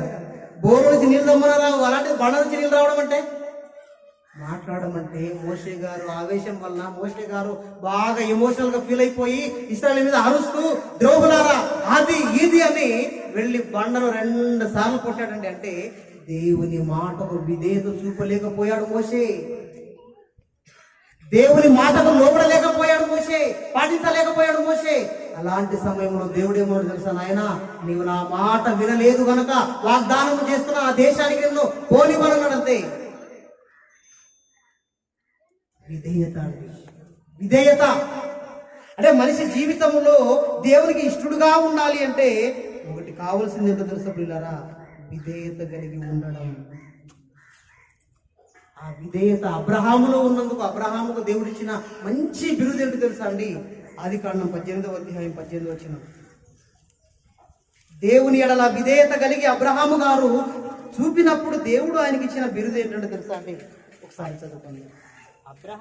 అబ్రహాము నిశ్చయముగా బలము గల గొప్ప జనమును అతని మూలముగా భూమిలోని సమస్త జనులు ఆశీర్వదింపబడను. అంటే విధేయత చూపిన అబ్రహాము అంటున్నాడు ఆయన, నాయన నీ మూలముగా నీ సంతానం మూలముగా సమస్త జనులు ఏమవుతారు, ఆశీర్వదింపబడతారు. ఎలాంటి మంచి గొప్ప విధేయత ఆయనకి ఎలాంటి తీసుకొచ్చింది చెప్పండి పిల్లరా. ఈరోజు దేవుని మాట నిన్ను పిలుస్తుంది, ఆయన మాటకు లోపడమంటుంది. ఆయన మాటకు నువ్వు సమ్మతిస్తున్నావా, ఆయన మాటకు విధేయత చూపుతున్నావా అనేదే ప్రశ్న. ఎంతమంది విధేయత చూపుతున్నాడు దేవునికి, ఎంతమంది ఆయన మాటకు లోపడుతున్నాం చెప్పండి. ఏమన్నా దేవుని పిల్లారా, ఒకసారి అబ్రహామును ఆలోచించిన, అలాగే మనం హానోకు గారిని ఆలోచించిన, దేవుని మాటకు విధేయత కలిగి హానోకు ఏం చేశాడు తెలుసా అండి, ఆ రోజు ప్రకటించాడండి దేవుని తీర్పును. ఆ చెడిపోయిన సమాజం మధ్య, పతనమైపోయిన మానవుల మధ్య హానోకు గారు గళమెత్తి 300 సంవత్సరాలు దేవునితో నడుస్తూ ఏం చేశాడు తెలుసా, ఊరికి గాలి మాట చెప్పలేదు ఆయన, ఇదిగో వస్తుంది తీర్పు, దేవుని తీర్పు, మారండి అని సమస్త జనాలకు విధేయతతో దేవుని మాటకు లోబడి హానోకు గారు ప్రకటించాడండి. అలాంటి విధేయత నీలో ఉందా, నాలో ఉందా అని దేవుడు ప్రశ్నిస్తున్నాడు హానోకు జీవితం ద్వారా. ఏమండి, అలాంటి విధేయత కలిగి లేకపోయామా ఖచ్చితంగా దేవునికి ఇష్టలుగా మనము ఉండలేమండి. ఆదాము హవ్వలు దేవునికి ఇష్టలుగా ఉన్నారు కొంతకాలం మాత్రమే, తర్వాత అవిధేయులుగా మారిపోయారండి. విధేయత చూపలేదండి, వద్దన్న పండును తిన్నారండి వాళ్ళు, అంటే దేవుని మాటకు తిరస్కరించారు వాళ్ళు. ఆదాము హవ్వ వలె కొంతకాలం మాత్రమే విధేయత చూపుతామా, ఒక అబ్రహాం వలె, ఒక హానోకు వలె లేక విధేయత కలిగి ఉంటాము? ఒకసారి ఆలోచించండి పిల్లరా. దేవునికి ఇష్టడుగా ఉండాలంటే ఒకటి విశ్వాసం, రెండవది విధేయత. ఇప్పటికే ఒకటవుతుంది. వంట అయ్యేటప్పుడు మనం కొన్ని మాటలు తెచ్చుకోండి ప్రియులారా. ఓపికతో వినండి, దేవునికి ఇష్టడుగా ఈ రోజు నుంచి మనం మారిపోవాలి. నిజంగా నీ జీవితం అనేది దేవుడు ఇష్టపడేదిగా ఉండాలంటే ఈ హానోకు ద్వారా మనం నేర్చుకోవాలి. ఎందుకంటే ఆయన దేవునికి ఇష్టడై బ్రతికాడు కనుక మనం బ్రతకాలి అంటే ఆయన జీవితం చాలా అవసరం. ఆయన నీతిమంతునిగా బ్రతికాడు. 2 ఆయనలో మరొక లక్షణమే విధేయతగా బ్రతికాడు కనుక ఆయన దేవునికి ఇష్టడయ్యాడు. 3వది ఏంటో తెలుసా అండి, మాటలు. చిన్నపిల్లలు ముద్దుగా మాట్లాడుతున్నప్పుడు మనం ఏ తల్లిదండ్రులు ఏంటో చెప్పండి, సంతోషపడతాం, నవ్వుతాం, ఆనందిస్తాం. అంటే మన పిల్లలు మన ఎదుట మన గర్భాన్న పుట్టి పెరుగుతున్నప్పుడు మాట్లాడుతున్నప్పుడు మనలో సంతోషము, మనలో ఆనందము, వాళ్ళు మాట్లాడితే వినాలనుంటుందే మనకు, వాళ్ళు మాట్లాడితే మనకు వినాలనుంటే, అలాగే దేవాది దేవుడు కూడా నీవు నేను మాట్లాడితే వినాలని ఇష్టపడుతున్నాడు. ఆయనకి ఇష్టడుగా ఉండాలంటే ఆయన గురించి అంట నువ్వు మాట్లాడాలి. ఆయన గురించి ఏం చేయాలి, మాట్లాడాలి. ఏమండి, మోషే గురించి ఆలోచించాడు. ఒక మనిషి మాట్లాడితే ఒక మనిషిని గాయపరచవచ్చు. బాగా వినండి, ఒక మనిషిని మాట కత్తిపోటు వంటి మాటలు గలవు అన్నాడు. అంటే ఒక మనిషిని మాట ఎలాంటిది తెలుసా, ఒక మనిషిని చంపేయగలదండి, మాట చంపేయగలదు. అరవున వాళ్ళు ఏం చేస్తారు చెప్పండి, ఏమైనా మాట్లాడితే వాళ్ళు భరించలేక మాట్లాడలేక పోయి ఉర్లేసుకుంటారు, లేదంటే పెట్రోల్ పోసుకొని అందించుకుంటారు, అంతే కదండి చాలా మందికి. అంటే మాటల ద్వారా ఒక మనిషి చచ్చిపోతాడు. రెండవది, ఒక మనిషి మాట ఒక మనిషిని బ్రతికించగలదు. అంటే మన మాటలు దేవుని సంతోష పెట్టగలవు, మన మాటలు దేవుని ఇబ్బంది పెట్టగలవు. బాగా వినాలి ఇక్కడ. అంటే మన బ్రతుకు జీవితంలో బైబిల్ పట్టుకొని దేవుని నమ్ముకొని బాప్తిసం తీసుకొని ప్రయాణం చేస్తున్న ఈ జీవితంలో మన మాట ఎలా ఉందో మనం ఆలోచించాలి. నిజంగా దేవుడు సంతోషపడే విధంగా మన మాటలు మన విధేయత చూపించగలుగుతున్నామా ఆలోచించండి ఒకసారి. దైవ సేవకులు మరి మానవు నుంచి మరిస్వామయ్య గారు వచ్చారు కనుక వారందరినీ మరి స్టేజ్ మీద ఆహ్వానిస్తున్నామండి. దైవ సేవలు వస్తుండగా మనిషి దేవుని నొప్పించే మాటలు మాట్లాడొచ్చు, మరొక మనిషి దేవుణ్ణి సంతోష పెట్టే మాటలు మాట్లాడొచ్చు. బాగా గమనించాలి. అలాగే దేవపుత్రయ్య గారు కూడా మరి మా మధ్యలోకి వచ్చి ఉన్నారు, వారిని కూడా ఆహ్వానిస్తున్నాం. మంచిది. ప్రేమల దేవుని పిల్లలారా, తొందరగా ముగించడానికి మనము ఆసక్తి చూపుదాం. దైవ సేవకులు వచ్చి ఉన్నారు కనుక మనం జాగ్రత్తగా పరిశీలన చేసే వాక్యాన్ని, మన మాట. ఈరోజు మన బ్రతుకుల్లో మన మాట తీరు ఎలాగుంది అంటే, మన మాట దేవుని సంతోష పెడుతుందా, మన మాట దేవుణ్ణి దుఃఖం కలిగిస్తుందా అన్న ప్రశ్న మనం వేసుకుంటే, పిల్లరా మోషే గురించి ఆలోచించామే మనం. దేవాది దేవుడు చెప్పిన మాట, నైనా వెళ్ళి ఆ బండతో మాట్లాడంటే ఆ బండతో మాట్లాడలేకపోయాడు మోషే, వెళ్ళి కొట్టేశాడు. ద్రోహులారా వినండి అన్నాడు. మేము నీ కోసం బండ నుంచి నీళ్ళు రప్పించాలా అని ఎమోషనల్ గా ఫీల్ అయ్యే కోపంతో ఏదేదో మాట్లాడేశాడు అక్కడ. అప్పుడు ఆ మాట దేవుణ్ణి బాధ కలిగించింది తెలుసా అండి. ఒక మనిషి మాట దేవుణ్ణి నొప్పించగలదా అంటే ఖచ్చితంగా నొప్పించగలదు.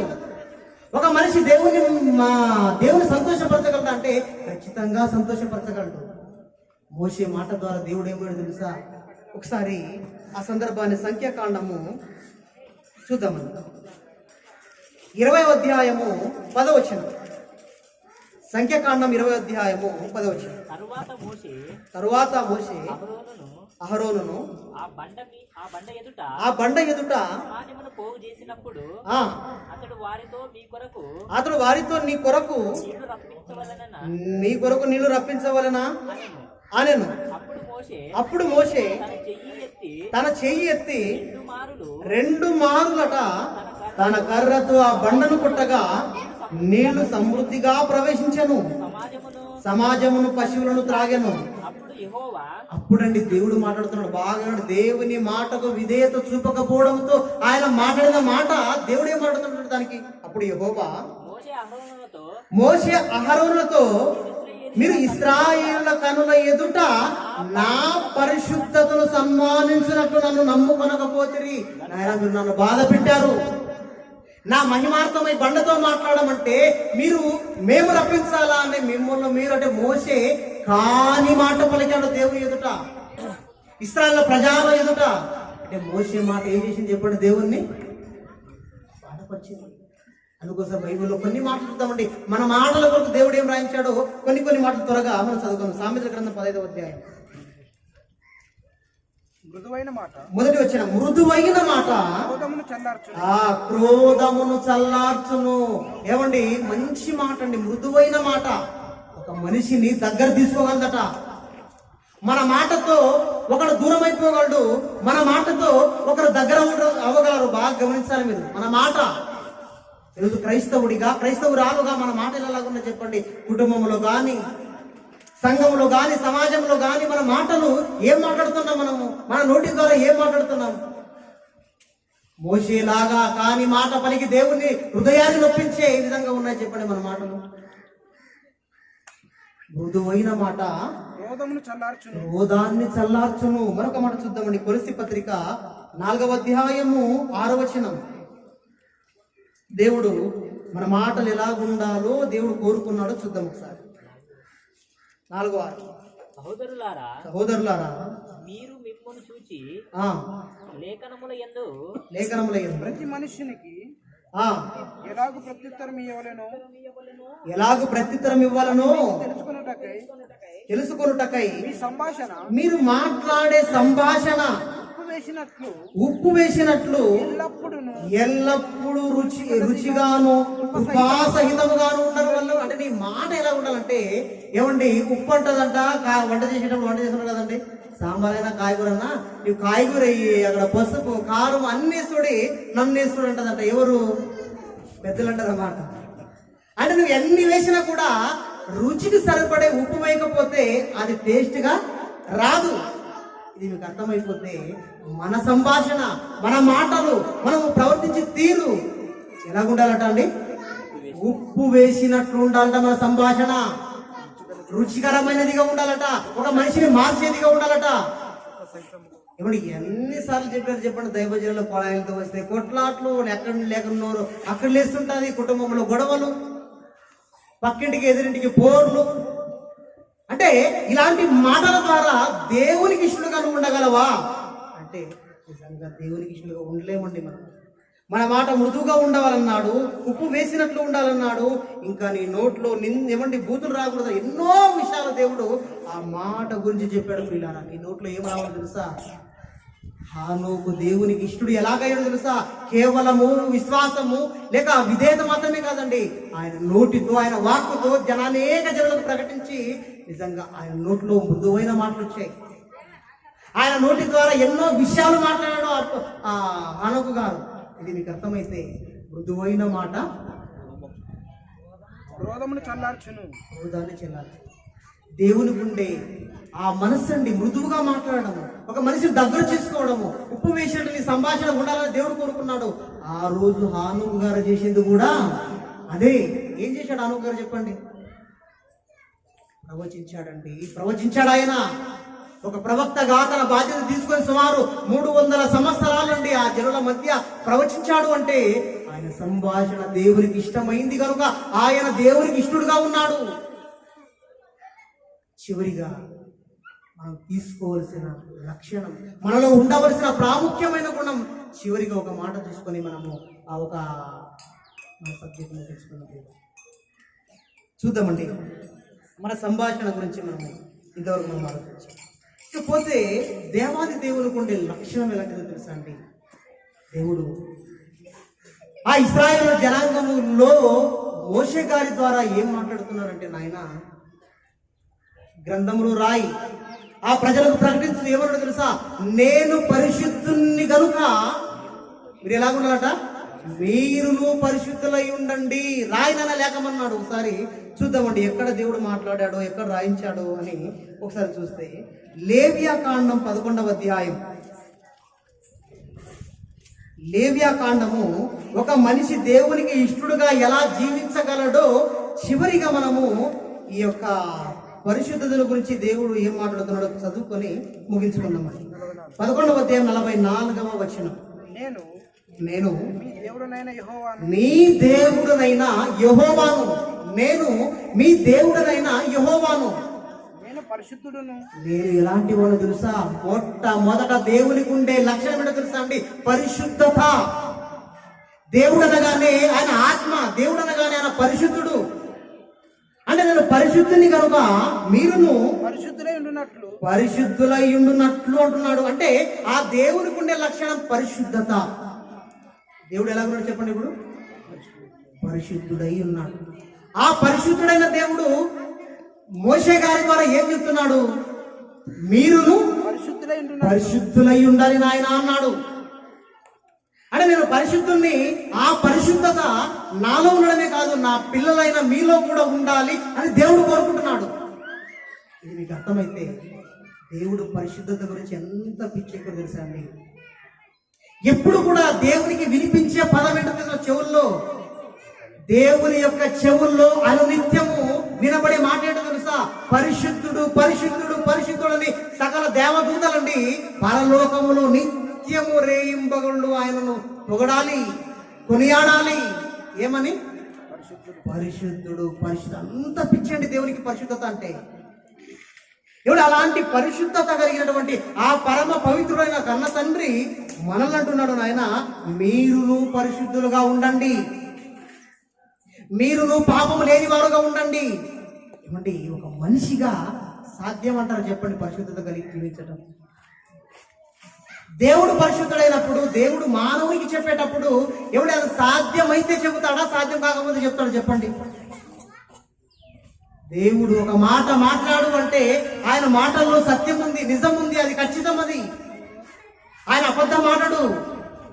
ఈరోజు మనం అనుసండి పరిశుద్ధ అంత పర్ఫెక్ట్ గా ఎలా జీవించాలండి దేవుని కొరకు, ఆ దేవుడు లాంటి పరిశుద్ధత కలిగి మనం ఎలా ఉండాలండి అనొచ్చు. ఇలారా అందుకోసమే ఈ రోజు మనం మాట్లాడుతున్నాం దీని గురించి. నిజంగా మనుషునికి సాధ్యమేనా?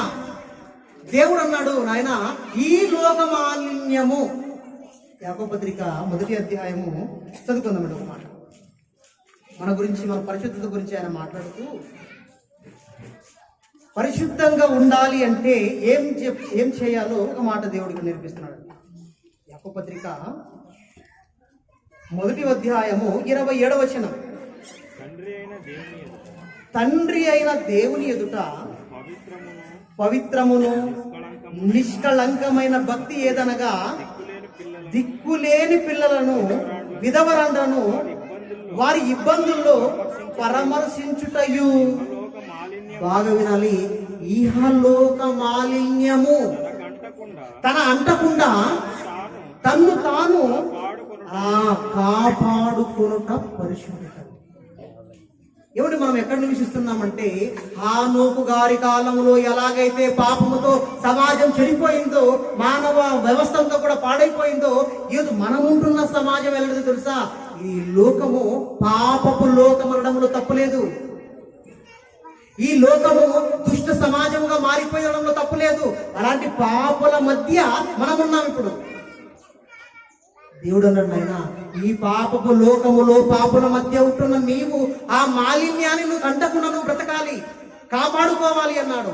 ఇది సాధ్యమే అంటారు చెప్పండి? సాధ్యమే అంటారా? ఒక మనిషి దేవునిలా పరిశుద్ధత కలిగి జీవించగలడా? అది మనిషికి సాధ్యమేనా? అంటే సాధ్యం కాకపోతే దేవుడు చెప్పడు. ఒకవేళ సాధ్యం కాదని మనం చేత కాగానే వదిలేస్తే దేవునికి ఇష్టడుగా మనం ఉండలేము. గమనించాలి జాగ్రత్తగా. దేవుడు చెప్పాడు, ఆయన నేను ఎప్పుడు చెప్పినా కూడా సాధ్యమైతేనే చెబుతాను, సాధ్యము కానిది, మీ చేత కానిది నా నోట రానివ్వని చెప్పాడు. ఉదాహరణ కాదు, దేవుడు కలగజేసిన ప్రకృతిలో అతి శ్రేష్టమైన నీటిలో నివసించేది ఏమో తెలుసా అండి? చేప. ఎప్పుడు మనము చేప కూర వండుకొని తినే అలవాటు బాగుంది మనకి. ఎవరి సముద్రంలో చేపలు ఎక్కువగా పడుతూ ఉంటారు, సముద్రంలో చేపలు ఎక్కువగా పడుతుంటారు జాలంలో వెళ్ళి. ఆ చేప ద్వారా దేవుడు ఆయన అనుకున్న మాట మనతో సాధ్యమో కాదో చెప్తున్నాడు. ఎవడి సముద్రం అనగానే మనకేం గుర్తు వస్తే తెలుసా అండి? ఉప్పు నీళ్లు గుర్తుకు రావాలి. సముద్రం నీళ్ళు ఎవరైనా తాగినారో ఉండాలి చెప్పండి, ఎవరైనా ఉన్నారు తాగినాడు? మీరు నోట్లో వేసుకుంటేనండి ఆ నీళ్లు తాగలేరు, నోట్లో పెట్టుకోలేరు కొద్దిసేపు కూడా. ఎందుకు? ఉప్పును తీసుకుని నోట్లో వేసుకునేది ఒకటే, ఆ నీళ్లు వేసుకునేది అంటే చాలా ఉప్పుగా ఉంటాయి సముద్రంలో ఉండే నీళ్లు. ఆ నీటిలో ఒక జీవిని వదిలాడు దేవుడు, దాని పేరు చేప అంటాం మనము. ఆ చేప ఎక్కడ నివసిస్తుందంటే రోడ్ల పైన కాదు, ఇంట్లో కాదు, సముద్రములో ఉంటుంది, ఉప్పు నీటిలో ఉంటుంది. అలాంటి ఉప్పు నీటిలో ఉండే చేపను ఆయన ఒకసారి గాలం వేసి పైకి తీసుకొచ్చి చూడు, ఆ చేప ఉప్పగా ఉంటుందా లేక తన గుణాన్ని బట్టి చేప చప్పగా ఉంటుందా? ఏమండి, చేప ఉప్పు నీటిలో ఉన్న ఆ ఉప్పగా మారిపోదండి. ఆ ఉప్పు నీళ్లు త్రాగినా, ఆ ఉప్పు నీళ్ళలో బ్రతికినా చేప ఉప్పగా ఉండదు, ఉప్పు ఉండదు చేప. మనం ఏం చేస్తాం? చేపల కూరలో చేసినప్పుడు ఉప్పు వేసుకొని మరి చేసుకొని తింటాం. ఎందుకు? చేప ఉప్పు అయితే మనం తినలేము కదా. అంటే ఉప్పు నీటిలో తిరిగినటువంటి చేప ఆ నీళ్లను తను ఉప్పుగా మార్చుకోలేదు. తన చేప దేహాన్ని చెప్పండి, లేదు. అంటే ఉప్పుగా మారిపోలేదు, ఉప్పు నీటిలో ఉన్న ఆ ఉప్పును తనకు అంటనివ్వలేదు చేప. మీకు అర్థమైతే నాయన, ఈ పాప జీవిత లోకంలో నువ్వు ఉన్నా, ఈ పాపల మధ్య నీకు ఉన్నా, ఇక లోక మాలిన్యం నీకు అంటకూడదు, వాళ్ళ బుద్ధులు రాకూడదు నీకు అని చెప్తున్నాడు. మరొక ఎగ్జాంపుల్ చెప్తున్నాడు. చేప అర్థమైందో లేదు తెలియదు కానీ ఈ నీళ్లు మనకు డ్రైనేజీలు అక్కడ ఒక డ్రైనేజ్ ఇక్కడ డ్రైనేజ్ బాగున్నాయి. ఈ నీళ్ళు ఎక్కడికి వెళ్తాయి? ఊరి బయటికి పోవచ్చు, అట్లా పోతాయి కదండి. ఒకవేళ మనము వాడిన నీళ్లు, మనం వాడుకున్న నీళ్లు ఆ డ్రైనేజ్ వెంబడి వెళ్ళి ఊరి బయట ఏదో ఒక పొలంలో కానీ ఏదో ఒక స్థలంలో కానీ వెళ్ళిపోయినప్పుడు అక్కడ ఏదైనా ఒక మల్లెపూ చెట్టు నాటండి మీరు వెళ్ళి, లేక అక్కడ ఒక చెట్టు ఉంది అనుకోండి, మల్లెపూ చెట్టు ఉంది అక్కడ, ఇక్కడ ఆ డ్రైనేజ్ కాలు నీళ్ళు నిలబడిన చోట ఒక చెట్టు నాటింది అనుకోండి, దేవుడు కలిగించిన ఏ చెట్టు అయినా, దేవుడు చేసిన ఒక మల్లెపూ పెట్టుకోండి, మీరు ఏ పువ్వున పెట్టుకోండి, అక్కడ ఆ గలీజు గుంతలో నాటినప్పుడు అది పెరిగినప్పుడు పెద్దయ్యాక పూలు కాసినప్పుడు ఆ పూలు రుచి వాసన ఉంటాయా, మల్లెపూ వాసన ఉంటాయి? చెప్పండి, మీకు అర్థం కావాలి మాట. మొక్క పెరిగింది ఎక్కడ? గలీజు నీళ్ళలో, మురికి నీళ్ళలో పెరిగి అక్కడ ఆ నీళ్ళనే పీల్చుకుంటూ ఆ మొక్క బ్రతికి ఏమన్నా ఆ మొక్క ఆ నీళ్ళలోనే ఉంటూ దాని సారాన్ని పీల్చుకొని బ్రతికి మొక్క పూలు కాస్తే ఆ పూలు ఎలాంటి వాసన కలిగి చెప్పండి? ఇక్కడ మనకి ఎలాంటి వాసన కాలంలో వస్తుందో పూలు కూడా అదే రావాలి కదా, ఎందుకు రాదు? అది అంటే మొక్క గలీజులో నాటినా కూడా దాని గుణాన్ని మాత్రం వదులుకోదు, దాని సువాసన మాత్రం అది వదులుకోదు. ఇది మీకు అర్థమైతే మనము కూడా అలాగే ఉండాలనుకున్నాడు దేవుడి భూమి మీద. మరొక ఎగ్జాంపుల్ చెప్తాను. విమానం ఎక్కడ వెళ్తుంది చెప్పండి? విమానం ఎక్కడ వెళ్తుంది? గాలిలో, ఆకాశంలో వెళ్తుంది. కరెక్టేనా? అర్థం చేసుకోవాలి ఒక మాట. దేవుడు పరిశుద్ధత కలిగి జీవించాలన్నాడంటే నిజంగా మనిషితో సాధ్యమైతేనే దేవుడు చెప్తాడు. ఒక విమానం గాలిలో ప్రవేశించేటప్పుడు ఏమండి, విమానాన్ని ఆలోచించారు ఎప్పుడైనా? బస్సుల్లాగా మనకు ఆర్టీసీ బస్సుల కిటికీలు ఉండవు తీసుకోవడానికి, బ్లాక్ అయిపోయింటది విమానం అంతా కూడా. ఒక చిన్న రంధ్రం కూడా ఆ విమానంలో గాలి వెళ్ళడానికి ఆస్కారం అంటే ఉండదు. ఎందుకో తెలుసా? సుమారు గంటకు 500 కిలోమీటర్ల వేగంతో వెళ్ళిపోతుంటది విమానం. ఆ వేగానికి చిన్న రంధ్రం ఉందనుకోండి, విమానం పేపర్ చిన్నలు చినిగిపోతుంది ఆ వేగానికి. అందుకోసమే విమానం తయారు చేసేవాడు ఎక్కడ కూడా తనకి గాలిపోకుండా అంత కూడా మూసేస్తాడండి అంత వేగంతో.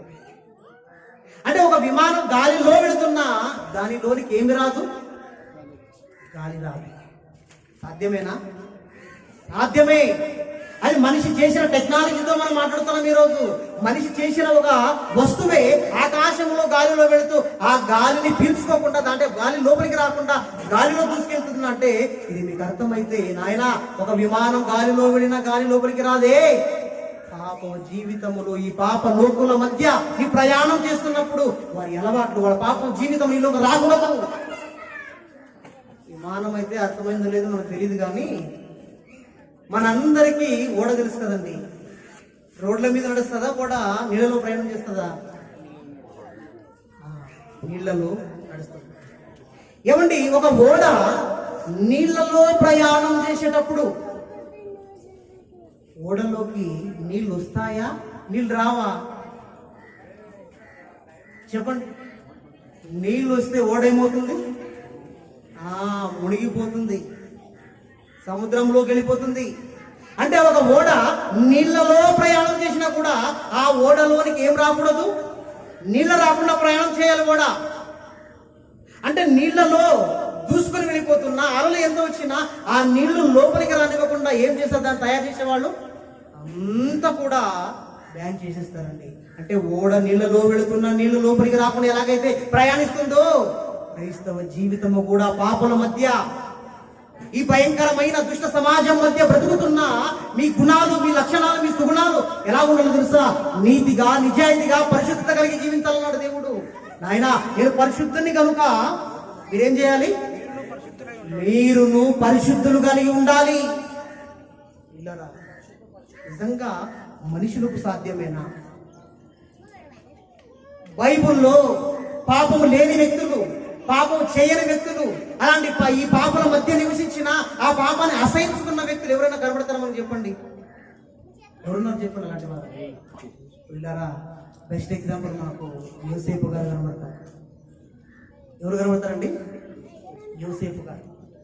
యోసేపు గారి జీవితాన్ని మనం పరిశీలిస్తే ఏమంటే ఆయన 17వ ఏట ఐగుప్తుకు అమ్మబడతాడండి బానిసగా. అక్కడ వెళ్ళిపోతాడు. పోతిఫరు ఆ ఇంట్లో ఒక సైన్యాధిపతి ఇంట్లో పనిచేస్తూ ఉన్నటువంటి కాలంలో యోసేపు చాలా అందగాడండి, చాలా సుందరుడు, చాలా మనిషి సౌందర్యవంతుడు, అందగాడు. ఎవరు? యోసేపు గారు. అలాంటి యోసేపు గారి విషయంలో ఏమండి పోతీఫరు భార్య, బాగా గమనించాలి. ఏమంటే పోతీఫరు ఎవరైతే ఉన్నారో సైన్యాధిపతి భార్య ఒకానొక సందర్భంలో డిస్టర్బ్ చేసింది ఎవరిని తెలుసా? యోసేపు గారి. యోసేపు గారి మీదే కన్నేసింది. సహజంగా మగవాడు ఆడవాళ్ళ మీద కన్ను వేయడం మనం సమాజంలో చూస్తున్నాం ఎక్కువగా, అంతే కదా. ఈరోజు గ్యాంగ్ రేపులు కానీ, ఈరోజు మొన్న జరిగింది మనీషా అనేటువంటి పాప మీద ఉత్తరప్రదేశ్లో. సహజంగా మగాడే ఒక స్త్రీ మీద క్రూరత్వం కలిగి క్రూరంగా ప్రవర్తిస్తాడు. కానీ ఈ పోతీఫరు భార్య ఎలాంటిదో తెలుసా? కోరికలు కలిగి యేసేపు, అందగాడైన యేసేపు మీద ఆయన పడగొట్టాలని, ఆయన ఆక్రమించుకోవాలని ఏమండి చాలా దుష్ట ఆలోచన పడిందని ఒక రోజుల్లో. ఆ సమయంలో ఏమండి సాధారణంగా ఒక పనుడండి, పని చేసుకునేవాడు యేసేపు, అందగాడే కావచ్చు, యవనస్తుడే కావచ్చు. అలాంటి సమయంలో ఒక పెద్దవాళ్ళ భార్య వచ్చి యేసేపుని బలవంతం చేస్తే యేసేపు ఏం చేస్తారు చెప్పండి? పిలిచింది కసుడిచేది కాదు, బాగా ఆలోచించాలి మనం యేసేపు క్యారెక్టర్ని. పిలిచింది కసుడిచే ఆ పోతీఫరు ఇంట్లో ఒక పనిరాలు కాదు. పోతీఫరు భార్య అంటే ఫరో తర్వాత పోతీఫరు సైన్యాధిపతి, అలాంటి వారి భార్యలు చాలా అందగత్తెలు. వాళ్ళ సొగుసుతో ఏమండి పాపంలోకి దించేస్తారు, వాళ్ళ కన్నులతో ఎవరినైనా మాయ చేస్తారు. అలాంటి వాళ్ళు ఏమండి పడగొట్టడానికి ప్రయత్నిస్తే యోసేపును ఏం చేశాడు చేయండి? యోసేపు ఏం చేశాడు? ఆ పాపము నుండి పారిపోయాడండి. విచిత్రమైన తెలుసా? యోసేపు గారి బట్టలు కూడా గట్టిగా పట్టుకుంది, ఆ బట్టలు వదిలి వెళ్ళిపోయాడు. కానీ యోసేపు మాత్రం లొంగలేదండి. అంటే పాపం బలవంతం చేసిన, పాపం యేసేపు మీదకి వచ్చిన, ఆయన బట్టల మీదకి వచ్చిన, ఆయన శరీరము లోనికి వెళ్ళలేదంటే అది అండే పరిశుద్ధతను కాపాడుకోవడం అంటే. అమ్మో తింటే నేను అపవిత్రం అయిపోతానేమో అని తినే విషయంలో కూడా పాపానికి చోటివ్వక, అపవిత్రతకు చోటివ్వక బ్రతికినటువంటి నిజాయితీ పరుడు, నీతిమంతుడు, పరిశుద్ధుడే ఒక దానియేలు గారు. ప్రేమ దేవుని ప్రేమ దానియేలు గారండి. అలాంటి జీవితాలు చదువుతున్నప్పుడు నిజంగా మనకంటే ముందు కాలంలో ఇలాంటి భక్తుల గురించి దేవుడు రాయించాడు బైబిల్లో. దేవుడు చెప్పిన మాటకు తల వంచి విధేయత కలిగి ఆయన పాపం అంటకుండా బ్రతికారండి వాళ్ళు, పాపాన్ని అసహించుకున్నారండి వాళ్ళు. అలాంటి వారిలో మనకు దానియేలు గారు కనబడుతున్నాడు. కానీ భక్తులైనా దేవునికి ఇష్టలైనా కొంతమంది ఏం చేశారంటే ఏమంటే దావీదు గారు కారొక సమయంలో పడిపోయారు. ఒక సందర్భంలోనే సంసోను గారు ఆయన జీవితాన్ని పాడు చేసుకున్నాడు స్త్రీ వలన. అంటే కొంతమంది భక్తులు ఈ పరిశుద్ధతను కాపాడుకోలేకపోయారు, కొంతమంది మాత్రం దేవుని చెప్పిన మాటకు విధేయత కలిగి ఆ పాపాన్ని అసహించుకొని పరిశుద్ధంగా బ్రతకడానికి ప్రయత్నించారు. చివరిగా మనం ఆలోచిస్తే ఇవ్వండి, మన అన్న అయినటువంటి యేసుక్రీస్తు లాంటి వారు తెలుసా అండి, చాలా యవన కాలంలో 30 ఏళ్ల వయసులో బాప్తిసం తీసుకొని సువార్తకు వెళుతుంటే మన అన్న అయిన యేసుక్రీస్తు వెంబడి వేలకు ఆ రోజు వెంబడించాను యేసుక్రీస్తుని. అందులో మగ్దలేని మరియ లాంటి యవన స్త్రీలు యేసుక్రీస్తు వెంబడి వస్తుంటే ఏమండి ఏ రోజైనా యేసుక్రీస్తు అలాంటి స్త్రీలను మోహపు చూపు చూసిన దాఖలను బైబిల్లో కనబడితే చెప్పండి? అందగత్యులు, సౌందర్యవంతులు ఎందరో తన చుట్టూ ఉన్న తన సేవలో స్త్రీలు ఎందరో పరిచయం చేశారు యేసుక్రీస్తుకి. కానీ పాపము వైపు కన్నెత్తి చూడని వాడు, నాలో పాపం ఉన్నదని ఎవడు నిరూపించగలని సవాలు చేసిన వాడే మన యేసుక్రీస్తు అండి. పవిత్రుడుగా బ్రతికాడు, పరమ పవిత్రుడు, నిష్కళంకుడు, పాపము లేనివాడు, పరిశుద్ధత కలిగిన వాడు ఆయనే మన యేసుక్రీస్తు అండి. ఇంత మాదిరి ఆయన జీవితాన్ని మనం ఆలోచిస్తే వీళ్ళరా, దేవునికి ఎప్పటికీ కూడా పరిశుద్ధతే ఆయనకు మూలం, పరిశుద్ధత ఆయన కావాలి. మన జీవితం ఆయనలో పవిత్రత పరుచుకోవాలి, వాక్యం ద్వారా పరిశుద్ధపరచుకోవాలి. ఈరోజు మనం మాటల్లో మంచి నేర్పరి అయి దేవునికి మృదువైన మాటలు మాట్లాడుతూ, సమాజాన్ని మేల్కొల్పే మాటలు మాట్లాడుతూ దేవునికి ఇష్టడుగా ఉంటారు. లేక ఏమండి ఆయన మాటలు ఎందుకండి, దేవుడు ఎక్కడున్నాడండి, దేవునికి మేము ఇష్టలుగా ఉండడం మా చేత కాదండి అని ఇలాగే ఈ తుచ్చమైన బ్రతుకు 60-70 సంవత్సరాల కోసం బ్రతికి చెడిపోయి నిత్య నరకంలో కాలిపోతారు. మీరు నిర్ణయించుకోండి. ముందున్న సమయాన్ని మనము దైవ సేవకులకు అప్పగిద్దామండి. చిన్న ప్రార్థన చేసుకొని ముగించుకుందాం. తండ్రి దేవానికి వందనాలు స్తోత్రాలు నాయన. ఉదయవేళ సమయంలో తండ్రి చాలా సేపు అవుతున్నప్పటికీ నాయన మంచి మాటలు అందించావు తండ్రి. ఒక హానోకు నీకు ఇష్టానుసారంగా భూమి మీద బ్రతికాడు నాయన. అలాంటి జీవితాన్ని మేము బ్రతకాలి అంటే ఆయన జీవితం లాంటి తండ్రి ఇలాంటి సుగుణాలు తెచ్చుకోవాలని, విశ్వాస వీరులుగా ఆ జాబితాలోనికి మేము కూడా రావాలి అంటే తండ్రి హానోకు వలె మేము కూడా నీకు ఇష్టానుసారంగా బ్రతికి ఈ భూమి మీద తండ్రి నీతో నడుస్తూ ఈ సహవాసంలో ఉంటూ తండ్రి పరిశుద్ధత కలిగి జీవించే భాగ్యాన్ని దయచేవి తండ్రి. ఉన్న మాటలు వ్యర్థం కాకుండా తండ్రి ఫలించే భాగ్యాన్ని దయచేస్తారని కోరుకుంటూ ముందున్న సమయంలో తండ్రి దైవ సేవకుల ద్వారా అతి ప్రాముఖ్యమైన విషయాలు మాకు నేర్పి మనం బలపరచమని కోరుకుంటూ యేసుక్రీస్తు పేరిట ప్రార్థన సమర్పిస్తున్నాం తండ్రి. ఆమేన్.